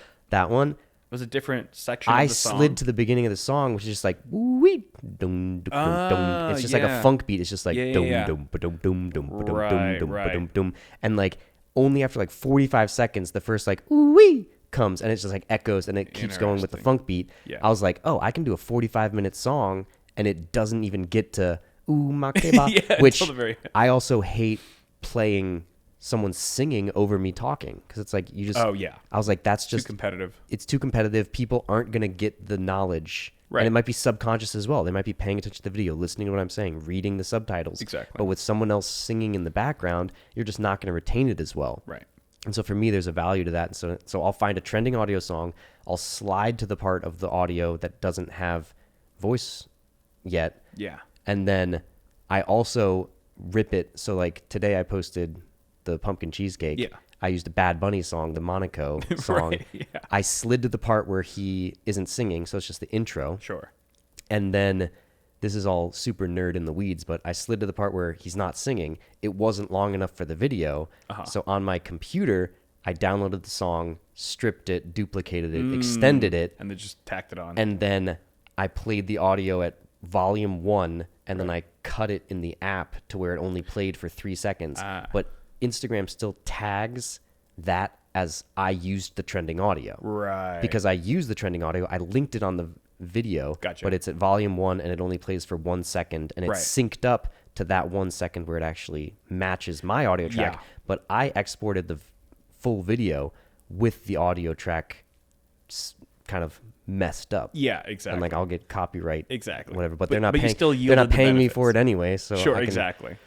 I can take that. But yeah, you have to hack it. That's my creative slant on trending audio is I have to I find a different part of the song, or I manipulate the song in a certain way, or I manipulate the app in a certain way to kind of like to not just go, oh, play the same exact song that people have listened to for 20 other videos. Yeah, exactly. That just drains me creatively. Which I kind of like because I feel like it could also have the adverse effect where if someone clicks on a video and it's the first thing that they hear is that trending audio, I think there's a lot of people that are just very much in tune with like that's just being used to exploit. It's just been exploited. People call it out. For sure. Yeah. Of course people do. And I'm like, you're not I'll comment back to them. They'll be like, nice recipe, but I'm so sick of this effing song. And I'll like comment back. I'll be like, me too. Yeah, but dude, if I'm getting 30x the views because of this, then I'm gonna do it. There was a huge tech creator, Linus Tech Tips. He's one of the biggest. This was a few years ago, before like every single YouTube thumbnail you ever saw had a stupid face or a stupid expression. He was one of the first to pioneer in the tech space. Tech guys, the tech dudes, we're slow to catch on to those trends because we're just like nerds and we're like, that's dumb, but we're too cool for that sort of thing. Yeah. He started doing it, and everyone just gave him so much hate. He eventually had to make a whole video explaining, look at the data. This is when this is our engagement before we started the stupid face thumbnails. This is our engagement after. I've got a team of 35 people that I need to feed. I've got a lot of I got a family. You think I'm gonna you think I like going up there and just making this dumb face for every fucking video? Yeah. I hate it. But when I see the numbers, when I see the data, when I see the algorithms doing what we're being forced to do, really, to maintain competition with everybody else and to really grow, I'm going to make the stupid face. Yeah. I'm going to make the face every single time. It's things like that aren't minimal. They aren't even like 2x. They're seriously 30x type returns for selling out in that regard. And so like there are things that I won't sell out on even for a 30x gain because you realize you're setting yourself up for disaster or a lifestyle you don't want. Right. But those certain things I'm just like, oh, yeah, give me the views, give me the people. Hell yeah. Give me the eyeballs. Right. And then I'll figure out what I want to do with it. And then once I'm, and then the idea, once I'm big enough, I won't need to do this anymore. It's like, maybe not. So that's actually a good question that I don't think we've touched on yet is this now is it now your hope to like make this a full-time gig? I mean, you're already kind of doing it full-time, but is this your kind of like for the next 5, 10 plus years, what you want to be doing? Yeah. I want this to be the seed of what I do for the next 10, 15, 20, 25 years. I don't think it's going to be 20 years of just making 60-second shorts, but I think that can be the seed for, oh, now I can make longer stuff. Oh, now I can hire on a team. Oh, now I can travel internationally because, I have the ideas for projects that are like, like I was making one-off videos for the last 6 months. Because I had an idea in my mind saying I want to do a 26-episode series called the ABCs of Italian food. Mm-hmm. And it's going to go through the alphabet and just do A is for matriciana, B is for bolognese, C is for carbonara, D is for doppio ravioli. Yeah. Exactly. It's just like easy concept. Someone slides in on F and they go, well, I got 5 other episodes to watch. I got to catch up. And then I'm going to stay on until Z. Exactly. And then after that, I can go and do ABCs of Chinese food because I lived in China. I'm very familiar with the cuisine. Yeah. So like I had these series in mind, and I had this in mind 5 months ago, but I was like, I don't want to start it yet. I want to start it once I have an audience. Sure. I want to start it once I know how to make videos. Yep. I want to start it once I know what virality is so I can make those viral in and of themselves. Right. And so I held off on the idea till I was ready. I have ideas for bigger shows, travel shows, full YouTube series, full series like in another country where you're going to France and doing a full 3 months of French, or like I really want to do a Mexico series and like really go and explore different regions, kind of like Stanley Tucci's Searching for Italy, but which is like a CNN boomer show. Be like, how can I make that a YouTube show? Right. Going to Mexico, going to China, going to Thailand. Do you think your long-term plans for all of that sounds amazing, by the way, and I'm sure you'll get there, but do you think your long-term plans for that involve staying on social media and YouTube, or do you have any any hopes of like somehow getting acquired by like doing a Netflix deal or something like that, or maybe a bit of both? I'm fine with whatever makes it happen, but if I was putting money on a horse right now, I would say I think YouTube will outpace Netflix and legacy media very soon. And especially by the time that I'm ready to make these shows, I think there will be regular infrastructures of people making those shows and releasing them on YouTube. Oh, wow. I think just from working in the film industry and seeing the waste of those channels, you can make an equal quality show that sees way more eyeballs. Yeah. A Mr. Beast video sees more eyeballs than the Super Bowl, than a cricket match, than the World Cup. It's like he's getting those kinds of eyeballs every month, every week. Like that's attention, that's content, that's quality.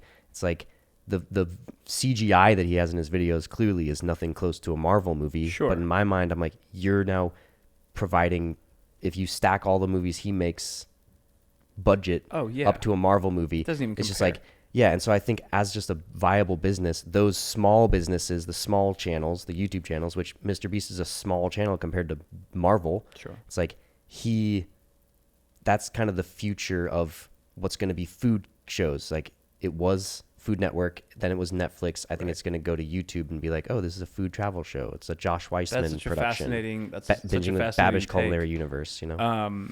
I also wanted to ask you really quick, have there been any big fails behind the scenes when you've been producing content in the kitchen? Because I know I mean, like recipe fails for sure. I guess, is there any like one video in particular that is notorious, like that will always be infamous so far? Oh, I've been making an American paella video for literally 3 months, and it You just can't stick the landing on it. Yeah, I mean, like I don't have a recipe. I'm proud it's a enough work in of. progress. Yeah, it's just like paella's tough. Yeah, That's the whole thing about it. is it really? Is it Yeah. pretty tough? Because there's a lot of ways to make it decent. Yeah. But like I set up for myself to make the recipe, and this is for a longer form YouTube video. Right. This is part of the Lazy Susan Fusion series. This Right. is American paella. So I have a great idea in my mind. It's like, oh, I'm going to do like a Louisiana style paella. Ah, nice. So it's going to be like jambalaya paella almost. Yeah. Jambalaya. But if you cook it, jambalaya. Jambalaya. But if you cook it like paella, you get the socarat, you get the caramelized bottom. Nice. You use the different bomba rice. It's like there's certain elements that make paella Sure. that are just so hard to do as a home cook in small portions. That's the big paella screw up. Is like you go to a restaurant in Spain, they have a big massive, paella thing, yeah. or like you order paella at a restaurant, they cooked it in a giant paella, which is pan in Spanish. Right. They cooked 20 portions. They're scooping you out some. Yeah. Like, so I'm trying to make this recipe where it's like, this is a 2-serving paella. Like Yeah. you and your friend or you and leftovers, done, boxed up. Hey, that was a nice dinner. We're not eating paella for a week now, or we Right. don't have to have a giant party. Exactly. You don't need a specialty pan. Sure. And so I'm just, learning from my own ignorance that like those elements are elements of what makes paella. Yeah. And so kind of hijacking the recipe in that sense is really tough. And so it's just not coming along. And that recipe just may never see the light of day because I'm just working on other things in the meantime. I do feel like that. I feel like the nature of what you do is almost like helping. That's a good thing in a way, because it's like you're never going to put out a recipe until you feel completely 100% satisfied with it. Yeah. Whereas, like you were saying about like those really lazy creators that just, here's me filming some random dish that I'm not going to provide any information on, where it could be, I'm sure a lot of the times it's like, this tastes terrible or it came out awful, but they have no accountability because they're not providing a recipe for people to follow and go, and to follow up with them later and go, dude, this sucked. Yeah. But you are 100% liable for any success or failure that any of your viewers have when trying your like following your instructions. Let me tell you, that's a lot. This is a fail. I made jalapeno popper corn shrimp. Okay, this sounds like a story I want to hear. Yeah. So I made jalapeno popper corn shrimp, which was popcorn shrimp, but the shrimp inside of a jalapeno, like a jalapeno popper. Yeah. And then that whole thing battered, breaded, and deep fried. So it looked like a popcorn shrimp, but it was a layered jalapeno popper style. So What could go wrong? Yeah. So this was part of the mixture. So I have the idea, and no one's ever cooked it before, so I have to kind of make the recipe. I have to work on the cook times. I have to deal with it. So I'm doing all that, and I didn't temp spike the shrimp as I was Check the temperature. Yeah, as I was cooking it, I was just like, listen, if it cooks in this much time on a regular recipe, it should cook in this much time. This is how heat works. This is how it should go. I have this temp spike. I could attempt it. I know how temperatures work. And so I did it, and it was a decent recipe. Like, it tasted good, and it might have just been bad shrimp, but I was so sick for like 2 days after that I was just like, I can't publish this recipe because it made me sick. So it could have been the shrimp. Right. It could have been the jalapenos. It could have been anything else in the recipe. Man, I thought you were going to say you posted the video and like 1 million people got sick. Oh, no. I thought for sure that's where it was going. And Where is this? No, I'm... All right. I do watch some videos, and I know that's horrible. Yeah? I just know. I'm like, that's... One, that's not going to work. Two, like, that's slightly dangerous the way that you're handling the meat. Right. Or just three, I know that doesn't taste good. Even if it works and creates it that way, I know it's not going to taste good. So having my understanding about food, I can watch a few videos and just be like, why are you making a recipe that's not going to taste good? Yeah. And then every time they take a bite and they go like, this is the best. Of course. This is the greatest thing I've ever. And I'm just like, there's no way it's the greatest. They're like, this is so much better than regular ice cream. And I was like, no, it's not. It's not. It's just not. They're all lying, dude. I was like, it's amazing that you made ice cream out of that. Right. But it's not better than ice cream. You don't have to say it's better than ice cream. I've never seen a food video online where they take a bite after they're done lovingly making it, and they go, oh, Jesus, this is awful. Yeah. I've never seen it. So are we just expected to believe that every single result has been amazing? I think there are people way. who their whole, and this is a different, like, there are different niches of like what you're able to show and what you're not. And to some degree, I'm jealous of the people who they've created a niche where they're like, I'm a home cook figuring it out. Yes. Because if that's your brand, there's transparency. You can show there's transparency. You can be like, intimate. You can show your mistakes. You can like mess up. It's like, unfortunately, I've chosen to like brand myself as like, hey, this is just how you do something the right way. Yeah. So if I mess it up 4 times, right, I'm not going to show you the mess up, not because I'm ashamed of it. Sure. But because you don't, I'll tell you why I did it right, and I'll say, do this or this will happen. Yeah. But like, unless it works for the story, I won't like show That's not why they come I won't to you. show the mistake. They don't come to you for the mistake. Yeah. They come for exactly. knowledge. Yeah. And so the knowledge comes from mistakes. I'm not going to deny that those mistakes exist. I'm not going to like, and I say it in a voiceover, or sometimes I'll show it if I recorded it. Right. But oftentimes I'll make a recipe off camera to make sure it works, and then go, great, I learned a lot, I'll make it now on camera, because I don't want to film it twice. Yeah. Just so I can show the mistake and be like, oh, I have that one footage of the mistake. A gag reel would be pretty cool for me, though.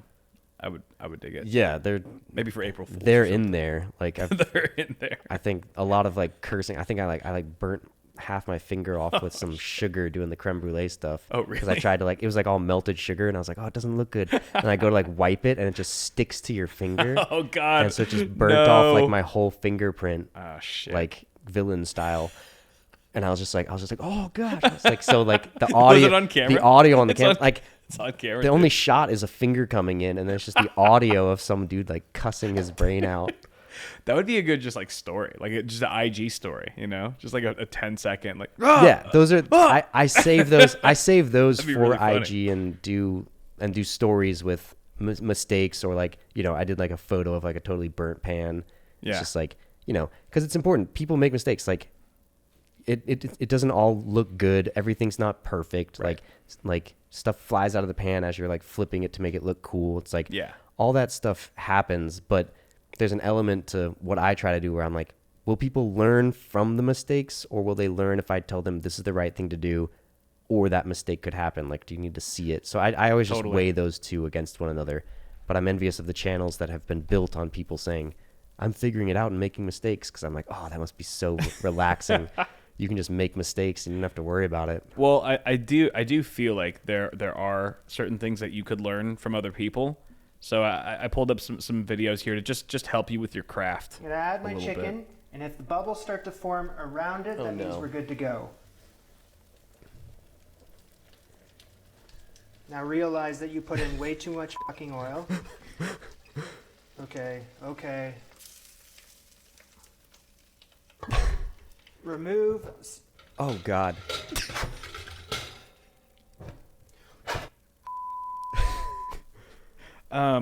What went wrong there? Could you walk us through it? You just put way too much oil in. Just way too much fucking oil. Yeah, he does lay it right out there. I love it's the shaking hand for me when he picks up the pot, when he see like he's Michael J. Fox in it. Any kitchen fires from doing this job? No, I left my fire insurance. I was just cooking bread, not even for the channel, or I was going to make a grilled cheese on the channel, and I just didn't have bread.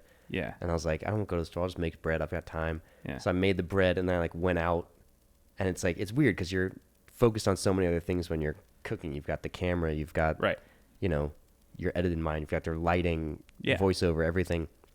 And I just like forgot about the bread. And it was maybe 12 hours in there. Are you serious? Because I went out, like I stayed the night at my girlfriend's house, came back, and I woke up in the morning and I was just like, my oven's on. Oh my God. And then I like told my girlfriend, I was like, I think I left my oven on. I think this was like just Halloween weekend or something. We had like gone to a party, and she had driven to my house. We went out, and then I drove to her house. So like her car was at my house, and I was like, I need to go to my house. She was like, well, you're my ride to work today. Oh, shit. And I was like, sorry, my oven might be on. My house might be burned. I was down. like, it might be burning or the beginning of a fire. And so I was like, 5 minutes of fire makes a huge difference. Yeah. I'm not waiting 5 minutes to go home. I was like, I'll come right back. So fair. But I need to go turn off my oven. And she's like, are you sure you turned it off? I was like, or are you sure you left it on? I was like, I don't know, but if I was a betting man, it's sure enough, I get home and like open up the door and you immediately smell smoke. And I was just like, I was like, oh gosh, how bad is it? And I just go in, and it was just like a block of carbon. It was black. Yeah, it was just charcoal in my oven, but like the oven was on. It was hot. Oh my God. It was charred. There was smoke in the apartment. Could you smell it like in the hallway before you got into your apartment? It was just, but the second I opened the door, because I have a exterior entry. I have an exterior entry. Oh, fancy that. You got real lucky though, dude. Yeah. Real lucky. Oh my, I was like, I burnt my house down. I was like, this is just dumb. My girlfriend, in that moment, would have been like, so you're choosing the oven over me? Yeah. You'd be like, yeah. It's not. No, it's not. The oven's attached to a condo and neighbors with children. I'm choosing the complex. Think of the children. All right, this guy. Let's see if this guy does any better than the last guy. He does look fairly unconfident. Yeah, but see, he's wearing a chef coat. He is. Yeah, right. So what could go wrong? Oh, shit! Hey! Fuck! Oh, God. Oh, this is fine. We're seeing a just common... dump some water. Oh, no! Just dump some water on the oil fire. That has to be one of the top mistakes that kitchen chefs... we're seeing a constant thread with the fact these are both kitchen fires coming from oil. Yeah, like I love how terrified. Look at just how terrified he already looks. Yeah, he Looks knows. like he looks like he's gone through this before. He's so scared. Yeah, so it's too much oil, but it's also going to be too hot if something like that's happening. Like just the temperature of the oil's too hot. Yeah, and it's damn. Those fries probably had a bunch of ice on them. Ooh yeah, because then ice just becomes water, and water just becomes boiling steam, and then the science, steam bro. in the oil. Yeah, the science. You know what? A banger video. What's that? I need to find for it is the hook, but a banger video is going to be how to cook water, because not as a joke. Because there are videos where it's like, oh, like hey, I'm cooking water as a joke. What do you mean, like boil water?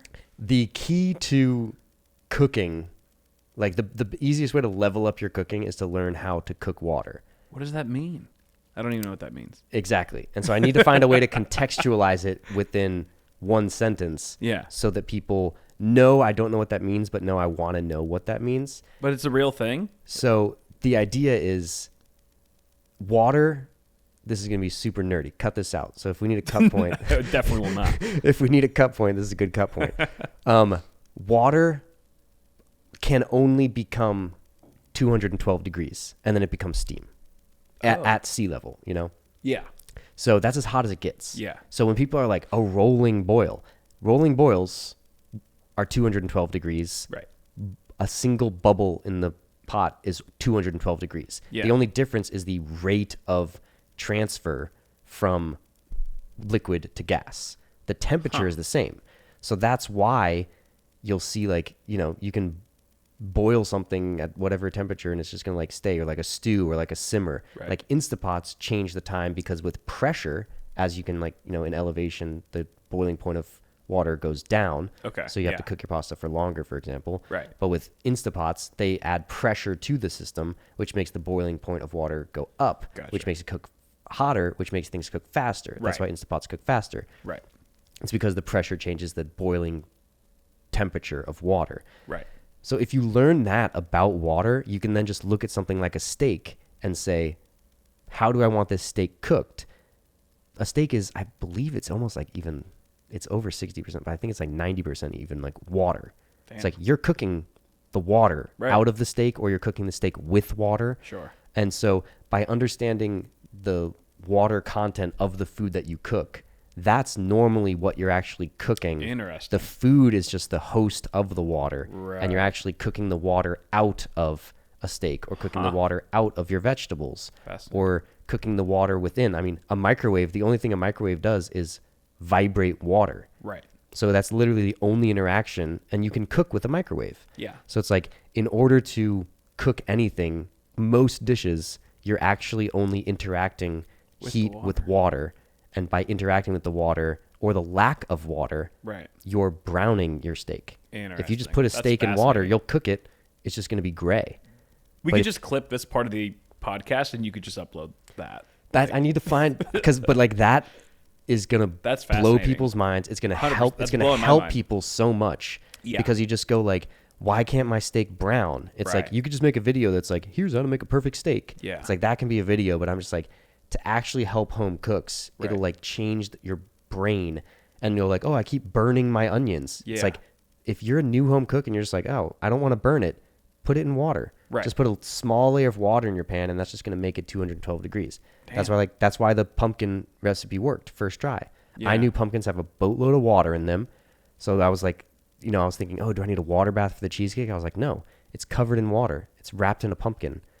I was like, that's just going to steam the entire thing the whole time it's cooking, because pumpkins are so much water. Yeah. So by knowing water is what you're interacting with in most of these recipes, and then understanding the water content of the food you're cooking, that opens up so much for home cooks.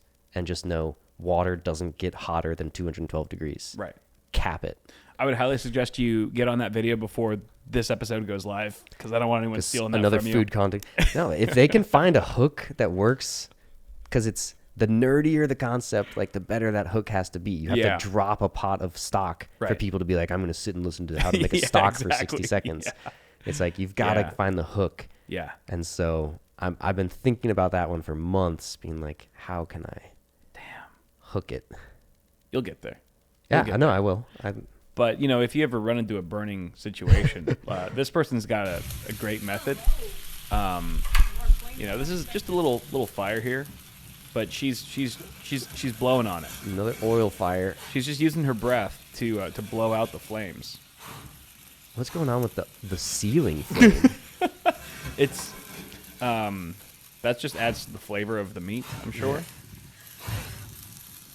See, who's holding this camera? What is the? It's a daughter holding the camera and the mom cooking. Cut the camera. Right. But I mean, she's just so convinced that the mom's blowing will extinguish the flames. Yeah, which is literally the worst thing you could do. Fight or flight, freeze that's a freeze situation. At least she didn't do the water dumping. Right. What I love is that like, even as the flames go on and it's just massive, she doesn't intensify in her panic. Like the last guy was just all over, he was screaming, and this lady's just like, no, just it's fine. She was still like tossing the pan as if it was like as if aerating it is gonna help. Yeah, as if she was like basting it like, oh, this is just a flambe. Oh. And for some reason, I really am in the mood for pizza after watching this video. Oh no.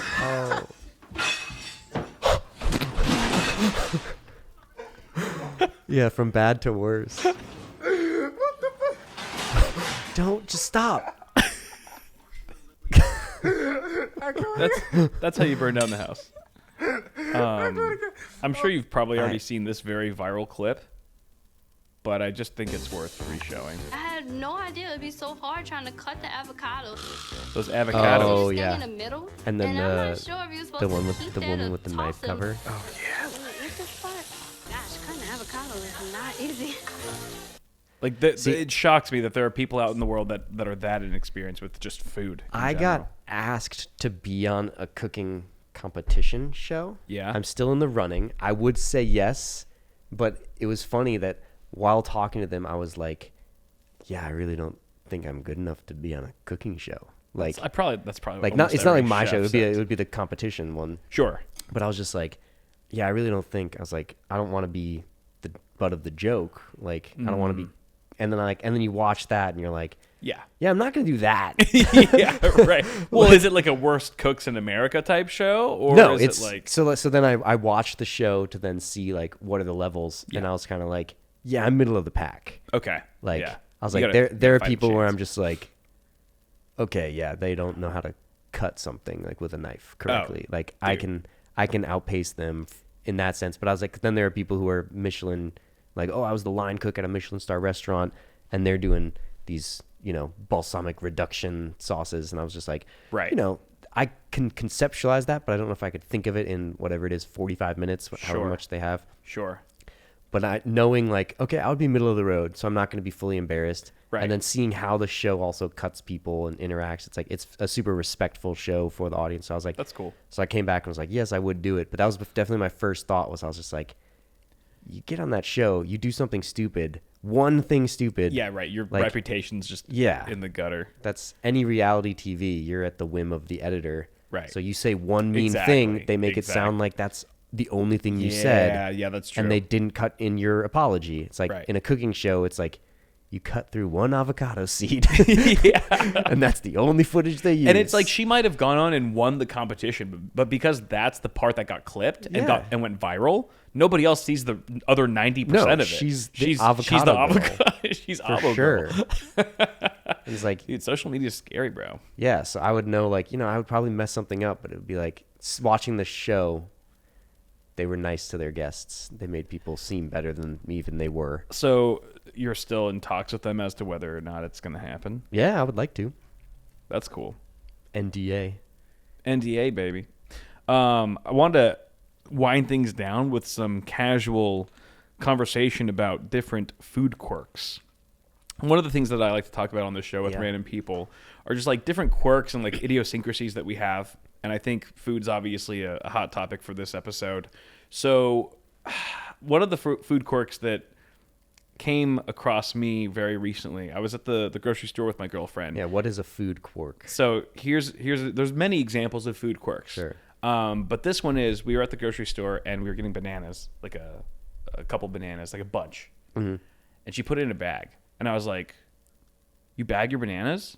She's like, yeah, every time. And I was like, why? It's already like, it's in nature's bag. Yeah.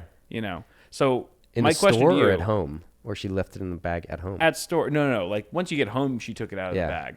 But at the grocery store, do you put, like, let's say you get a bunch of bananas, like 2, 3, 4 bananas. Do you put them in the bag or do you just throw them in the cart? Maybe there's a girl and guy I go thing. all the way to putting straight fruits and veggies on the conveyor. Oh yeah. And even when I do it, I'm like, this is gross, but I'm like, I'm not gonna wash it. I'm not eating the skin of the onion. Yeah, right. I was like, I don't even need to bag an onion. Exactly. I was like, even if I have 2, it's like, I don't need to bag 2 onions just to be like, oh, now I can hold it in a plastic bag. It's like part of it maybe environmental, but it's also maybe laziness. It's also just like, I don't care. I was like, it's in a bag. Exactly. The skin is the bag. Yeah. I mean, I'm not going to eat the skin for most things. And even if it's an apple, like especially if it's like a single apple, I'll just throw it on the conveyor belt because I'm gonna gonna wash it. I'm going to wash it. All right. Thank you for the confirmation bias I was looking for. It's already touched boxes and growers and movers and dirt and right. I was like, she's like, well, the bananas feel weird because it feels like someone's legs are sticking out. I was like, what do you mean? There's trauma there. I was like, who hurt you? That's my next question. That's save it for the therapist's office. Couples counseling. What about this? Banana represent? What about this? I'm glad we agree on that. Sequential eating versus eating everything in proportion. So if you've got like a plate of 3 different things on your plate, do you eat it all at once, like a little bit of this, a little bit of that in a single bite, or do you eat all the green beans first, then all the potatoes, and then all the meat? Wild card. Yeah? I'm like, what I feel, I'll do that day. Yeah. but it's basically whatever I want to bite of next I'll take. And it might be one thing, it might be two mixed together, it might be like all three. Sure. So I'm not against mixing or anything. Yeah. But I will say I had a neighbor growing up who was super weird. Yeah. Like very strange. He was way older than me too. Like, okay. But I just remember he would like meticulously go one at a time through the plate. Yeah. Even to Some like people are obsessed even about to the that. detriment of the meal. Like it would just be like, that's not going to be good. Yeah. Not only is it not meant to do that way, but like you're just eating the gravy and then you're eating the mashed potatoes. Oh wow. It was just like, yeah, but That's he was like insane. psychotic about it because he was That's like OCD. he was like he was like a total weirdo. It might have been OCD, but For when I sure. was a kid, I just saw it as like, that guy's weird. Yeah. Like he no just had his shit. mashed potatoes and then he just ate his gravy. And it was just like he just all separated it. And Just so I puts his remembered at that gravy point in a being like, shot glass. I will never be like that. And so I I will actively never be like that. I actively started mixing my food to be like, I don't want to be like the weirdo. But now if I'm like, if I just want to be like, I'm all in for these green beans. Sure. I'll just keep eating them and then be like, okay, green beans are done. I'm of the exact same mentality. However, there are certain things when it comes to food separation that I will not allow. Mm-hmm. For example, I can't mix something super sweet like let's say I got a breakfast plate, like maple syrup on my pancakes. The maple syrup cannot touch my eggs or bacon. Oh, I'm a monster. Grosses with me that. out. Really? Yeah. You are I'll do like barbaric. if we have like if I'm at like a restaurant or No. a Golden Corral that does like even like desserts and dinner. You do it in public. I'll just be like, oh, I'll just have like, or like on set, we always like, you go through the line. Yeah. I'll be like, oh, like I'll have some like lasagna and then like, you know, some steamed veggies and then like take a bite of my cookie and then go back and have the veggies. Well, that's a little different. And then take a bite of my cookie. I mean, but I'm also, Like I'll alternate. oh, I'm fine with mixing though too. But if like, as far as like something bleeding into something else on my plate, if it's mega sweet and mega like a meat, for example, if there's like some syrup that's slipping into my bacon or slipping into my steak, no, dude, no, or even in my salad. Yeah, like a salad is very savory. If I've got like some, like, you know, sometimes like you get a side of fruit, sometimes the fruit juice will like go towards your salad. I can't. I'm like, no, I don't need. I can't. It's do that. That's a interesting. weird Are thing. you a picky eater? I'm not. I'm like the least picky eater ever. I But wonder it's if just it's a combination. Yeah, but I wonder if it's a one or the other because I'm a super picky eater. Are you really? I But was I gonna ask you don't that. care if I like it. I don't care if you mix them together. Whoa. So syrup and eggs, whatever. Damn. I cooked a dish when I was living in France. Yeah. I just loved it, and it felt like wrong. And I've literally only told 2 people Now in you're the about to world about tell it, or I've 3 only more told one people. person. Okay. 3 more. Now you're about to tell the 5 other people that All watch this 3 podcast. viewers. I cooked this thing. I called it honey steak, Okay. and it was just a steak doused in honey, just Huh. cooked, but like cooked in the honey. Because I just had like one night I had honey and I had steak and I was like, I'm gonna cook it, and I was like, oh, this is really Huh. good. I loved it. How I was would, that? I good? liked it. I would be guaranteed. I still need to cook it for my girlfriend. She's the only other person I mentioned it to. Yeah. And she was like, yeah, we have to do it sometime. And I was like, I have no promises that it's good. So in France, they have the markets where you get just about everything. Like, Yeah. You know, vegetable market. I had like an egg guy. I had a milk Sure. guy. I had a cheese guy. Right. And so I had a honey guy. So I was like big into adding honey to things. Gotcha. Because I had this raw honey source, and You're each just honey was a feeling different flavor. So I was like, experimental. I was a honey connoisseur at the time. Yeah. And so I was just like eating honey with everything. And then Right. I had like a steak, and I was like, Why not? I wonder if this would taste good. Fuck it. And I remembered really liking it, and then but being like, this isn't so good that I would go to school and be like, you gotta try it. I was Sure. just like, this is just weird. Yeah. But I'm into it. And so I kept making it for myself and never made it for anyone else, Right. never talked about it to anyone else. Yeah. And then I just told my girlfriend about it as like hey, this will be a funny thing. Yeah.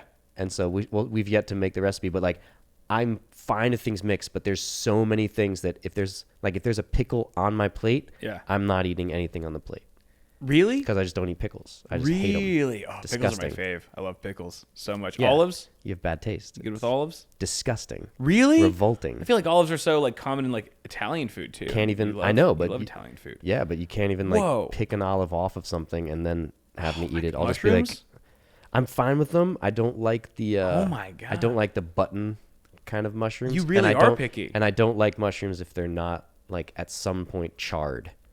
You're way I'm pickier super than picky. I thought you were. I'm super picky. You're way. What do you think is like the one food item that you're like that is the most mainstream that you're not about? Any cold sandwich. Really? Yeah. A cold sandwich, Just don't. even if it's like it's toasted bread, don't like like okay, 'em. slightly. If it's like toasted bread, like, and like I can put down a cold sandwich, but that's something where I'm just like, I'd rather not eat. But a hot sandwich you're fine with. Pretty Like a fine. Reuben or something like that? Yeah. Damn.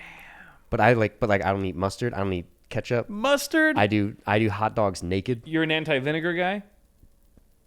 Not a like, huge fan of what, vinegar? on like chips? Well, I mean, like fish and chips mustard, vinegar? mustard and ketchup are kind of vinegary. So No, is it's it a vinegar the- thing that you don't? That's that way. You I don't think like it's ketchup's just really bottom 5 flavors for me in general. Sure. I'm not sure what it is about it. It's just Yeah. so revolting. Yeah. Mustard, like, it's not about the spiciness. It's just like, if there's like the slightest hint of mustard on something, I like can taste it and I just like hate it. It's not like a conceptual thing. Like with all Right. of my picky foods, I've tried to like it, or I've been like, oh, let me try a really nice mustard. But like, I don't drink anything carbonated or bubbly. Yeah. I just hate it. It just Yeah. like makes me sick. But I'll be Really? like, but like I like went to Germany. I was in Munich and people were like, you got to try the beer. This is the best beer in the world. Yeah. So I had like the best beers in the world. Yeah. Sipped it and was just like, nope, No way. do not like it. And I'm guessing. I'm just gonna go off on a limb and say that your girlfriend is not picky at all. No, she's super picky. Oh, okay. Then Oh, you no, guys no, are no, no, perfect. no. No, sorry. She's not picky. Okay, that's what I was Yeah. gonna say. Because it's always one person relationship. Yeah. Rarely ever is like both people are picky. It's like one person's like, we'll eat Yeah, anything, because and then the your other person. pickiness would have to line up. but both of us are very like, we're omnivorous. I'm Yeah. pretty like, Yeah, like that's good. when someone like as a food content creator, people are always like, oh, I would love to come over. You can make dinner sometime. Ha ha ha. And I'm like, Yeah. I would love to. I Cool. love cooking for people. So I'll often offer that. Yeah. And then if someone comes back at me with, okay, cool, I just don't eat gluten. XYZ. Yeah. Or I just don't eat this, or I just don't eat, like meat I can work with. But Sure. when it's just like, oh, I just have a preference thing. Yeah. Oh, I like this. Right. I'm like, so now you're ordering? Exactly. Yeah. I was yeah, like, yeah. and I'm just like, nope. Sorry, I've got 13 restrictions. That I Yeah. have I'm to just go like, by. no, like I My bad. love cooking for people. That's why I got into it. Yeah. But if you're now ordering a dinner for me to make for you, it's like, you've very much misunderstood what favors are. You're like, bro, look, if you're as picky as I am, Yeah. I ain't making shit for you. But the good thing is, when you're a picky eater, you just got to know how to not eat. Because I just go through my life. I just go through I don't my know life what all that the time. means. That's not in my vocabulary. Yeah, I know. If it's just like not good food, then I'll just go like, yeah, I just won't eat. And I'm not going to complain. I'm not going to be like, oh my gosh, there's nothing I like here. I'm just like, nah, I just won't eat. I'm the opposite. If there's something I don't like, I'm like, I'm gonna eat it still. Well, eating time. All right. What about this? This is this is the most common question ever, but I wanted to get a chef's take on it. Pineapple on pizza. It's fine. Really? I think it's. After the okay. conversation we just had, I figured that there would be something in there that you'd be like, I don't like this, I don't like that, I hate pineapple, I hate fucking cheese. No. But No. I think it's really weird. I don't like it as a flavor. Okay. But as far as like rules, in my mind, it's like I use carbonara as like the example because it's the irony is like so deep in carbonara. One, the earliest written record of carbonara is like from like the 1950s. Yeah. So it's like, Oh, wow. Yeah, exactly. This dish is like, there are people older than this dish, and Damn. people act like it's this like cardinal traditional recipe. Yeah. The modern recipe of carbonara is like less than 30 years old. Wow. Like the recipe from the 50s had bacon in it. It had cream in it. It had Sure. Gruyere, like Swiss cheese in it. Like it had parsley in it. It's like, that was a very different recipe that only was created because people had to be innovative with their ingredients, because it was just in the wake of World War II. And so there are stories of it was made with the breakfast rations of American soldiers, Right. be it bacon and A lot of powdered, these things have and it on powdered accident eggs. or by So like circumstance. there's that story, Yeah. which I like to believe because I do think it's poetic and makes sense for the American influence, because it actually blew up as a dish in America before then going back to Italy. Yeah. So like that's super interesting to me, but ultimately the dish only exists, whatever the story you believe is, carbonara only exists because somebody got creative with weird ingredients and did something that everyone at that time, the traditionalists, were like, this is heresy, this is insane, this is BS. Burn them at the stake. Yeah. Like, so many things that have become traditional backbones of certain cuisines and like modern poster children Yeah. for Italian cuisine, or al pastor tacos for Mexican cuisine, or, you know, even certain American dishes and barbecue and things like that. You can just trace back to someone doing something wrong. Yeah, And being right. like, what? vinegar barbecue, that's so bad, and being Right. like, no, it's just now a new branch of barbecue. Yeah, I feel like a lot of culture it just stems from taboo at one point. Yeah. You know, if you go back far enough, everything was taboo. And I think we're just in the stage where pineapple on pizza is taboo, and we're also in the stage where like people like amplifying viewpoints online and being like, oh no, this is a no, ha ha ha, that's the joke. Yeah. It's kind of a, as you said, it's the everything question, but I'm just culinarily wise, I'm like very anti, no, this is how you have to do it. Right. But I am in the same breath very pro, like, give it a new name. Sure. Like, don't call it carbonara. Right. If you're using bacon, call it carbonacon. Yeah, Like, sure. make a new name. Right. Because that is what then has it be made into a new dish. Yeah, there's no But rules like, here. But man, carbonara with bacon is awesome. Hell yeah. Heavy cream, For delicious. sure. Like, So, as someone who doesn't necessarily need to follow the rules when it comes to food, let's say you and I order like a pizza from Domino's. We bust it out, and I start eating it with a knife and fork. Your thoughts? this Naples style. Is that what they do in That's what Naples? they do in Is that what they do Naples. over there? Yeah. Really?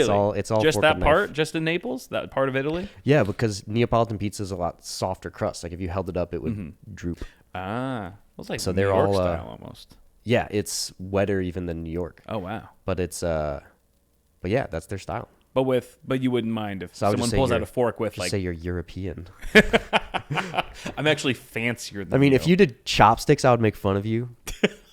But I would allow it. But I don't even know how that would work. Yeah, I'd have to cut it up first with the that's why I would make fun of you. I'd just be like, "This is you're being foolish right now." You're being racist right now. Yeah, I just anti chopstick. All right, fair. No, dude, I use chopsticks for buffalo wings. Ooh, to like mix them? No, to Or to eat just to eat buffalo 'em? wings. Huh. You're just picking up a wing with your two fingers, getting them all saucy, and then Yeah. touching chopsticks. Done. Really? But then how do you get the meat that's around where the part where the chopsticks are holding it? No, You you know, flip it. you just flip. I guess. How do I you guess that how do could you work. get the meat that's on the part where your fingers are holding it? I mean, yeah, I guess you flip it. Yeah, I guess you'd have to articulate it. It's the exact same as this. I'll have to try that sometime. That's what I mean. Chopsticks were about. For you, is it grabbing. because you don't like getting your hands messy? Yeah. Okay. They're saucy. That's interesting as a chef that you're like, no, the hands, though. yeah. There's sauce on my hands. It's weird. It's so weird. I don't like making meatballs. Like everyone's always like, "Oh, it feels so good." I'm like, "It feels so gross. You're shoving your hands in Dude, meat." I'm the same exact way. Like if I eat a burger and like anything that just like starts dripping down my hand, I have to like drop the burger, you know, like Michael Jackson dropping the baby. I'm like, oh, and then I gotta like clean it up. Like I can't stand things on my hand, but I'm not a chef. I don't cook really. But that's interesting that as a chef, you're just like, nah, my hands need to be pristine and like, Yeah, I like wearing the glove. I wear the gloves for the videos because you have Interesting. to like touch the camera a lot and course, do yeah. focus and things like that. Makes sense. But I also have come to like it because it's just good to like, you know, rip it off and you're done. Yeah. But I do like I like in the pan using my hand. Right. And like flipping a sandwich or something. It's like Right. I do like have like the heat resistance Sure. at this point to where it's like I do like just like touching and poking. Yeah, I've gotten But- better. Like I used to not really like going to like those pot boil, like the boiling crab type places where you just like Yeah. you crack open all the crab or whatever and you just get like it's like up to your elbows in just Yeah. like fucking grease and garlic sauce. But now I'm like, oh, I'm okay. But when I'm cooking and stuff, I just don't like stuff on my hands, or eating, don't like stuff on my hands. It's fair. No. Try the buffalo wings on chopsticks. I will do that. I will give that a shot. What about this last one? Sharing food. How are you with sharing food? Are you kind of like a stingy eater? Are you cool with people taking stuff off your plate? Family style? I feel like there's different contexts. Yeah. Do I know this person who's taking the food? Yeah. off? Let's say I'm at a it's restaurant. friend. Some Let's guy say walks by. yeah, no. I think we'd all agree on that. No, I'm more pro than anything. I mean, I think it's from living in China. Yeah. I also just recognize most restaurants are better if you're trying 3 or 4 different dishes. Yes. So even if I'm going out like double dating Yep. and it's like a Western style restaurant, Right. like we just did brunch the other day. Yeah. And like I was so glad that my girlfriend was really good friends with the other girl Yeah. who was with us, and they were like, "Hey, we kind of like share things." Yeah. Me and Trigg do, like me and my girlfriend, we always share. Yeah. And so she was like, "We always share things. Do you guys want to like?" And they were like, "Yes, we love it." Nice. And so we got to get like I got to go to this restaurant Yeah. and get pancakes, French toast, exactly, waffles, and 2 so omelets. did everybody else that was with you. Yeah, and it's like rather than just being like, well, eggs. Santa Fe omelet down the hatch. Yeah, exactly. Like I really wish I could try the pancakes, or like then you ask, oh, can I try the pancakes? Then you had like this big of an omelet and like one bite of pancake. It's like you didn't really hear the song, you just heard the verse. You know, get a balanced breakfast, get a balanced lunch, balanced dinner. For sure. I love trying more than hoarding your meal, so I'm pretty not protective about it. It's funny how you brought up like the fact that you used to live in China and stuff, and how that factors in, because I remember when I was in Taiwan earlier this year, we were with I was for a tech event, and there was a bunch of other tech creators that we were eating dinner with, and it was family style. They brought out all the plates, and it was like on a lazy Susan, and so we were all just like me and my girlfriend, who's also Chinese, or she's half Taiwanese and half Japanese. We were just picking at everything like with our own chopsticks. Yeah. And everybody else was like, we need a serving spoon. Like we can't use our personal chopsticks. And for us, it was like, no, like both of our cultures were just like, because I'm half Asian, we're just so used to just using, it's like, no, it's fine. But I do think that they'll like spoon onto their small plate and they'll be like, exactly. I'm just going to eat from this now. Yeah, right. Yeah, I was like, dude, it's chopstick. It's fine. We're just like, we know each other. We're not complete strangers. And it's like, it's also not a spoon, like a communal spoon that we're using. It'd be a different thing if like someone was using their personal spoon to scoop things up, and then they're just like putting it in their mouth and like doing one of those. But it's like, it's chopsticks, chopsticks don't really, you're not like getting as much slobber on chopsticks as you are on a fork.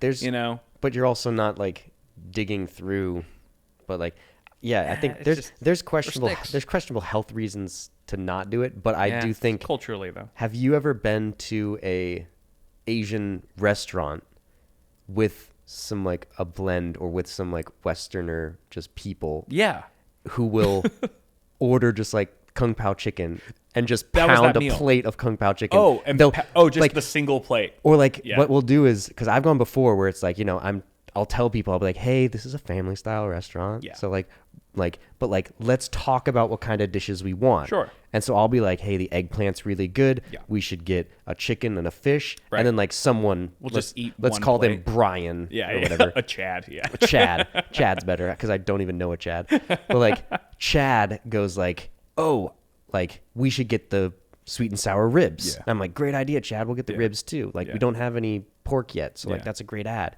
So we'll do that. And like we get all the things to the table, and then Chad just like takes the ribs and is like, I ordered the ribs. Not like defensively, but just like that's culture. They don't know how to like share food. And so the idea is like, I suggested the ribs, so I'm now responsible for it. And it's like, you can suggest it and not even touch it because it's just part of the meal. It's exactly. It's eat what you like to eat. But it's funny that like I went once with like, it was me and like 6 other just fully American people. And so like we kind of went around and like everyone talked about it, and like they truly just like took the dish each. And it was just like, dude, this guy's eating a plate of sweet and sour ribs. This guy's eating a plate of kung pao chicken. Dude. This person is just eating a mound of spicy eggplant. I was like, those are the worst dinners imaginable. It's just like, it becomes so bad after 3 bites. But that's culture shock, They couldn't break it. It's the difference in how we function, I guess. That's really funny, man. But before the SD cards run out, I think we're going to close it up. Dude, thank you so much. Where can people find you? TriggTube across any platform. TriggTube. Trig, 2Gs, tube. On the IG, on the TikTok, on the YouTube. Anywhere else? Nope. Those are the big 3. All right. Go follow TriggTube. Thanks for being on, man. Appreciate it. Appreciate it. Later, guys. Happy to be here. Bye-bye.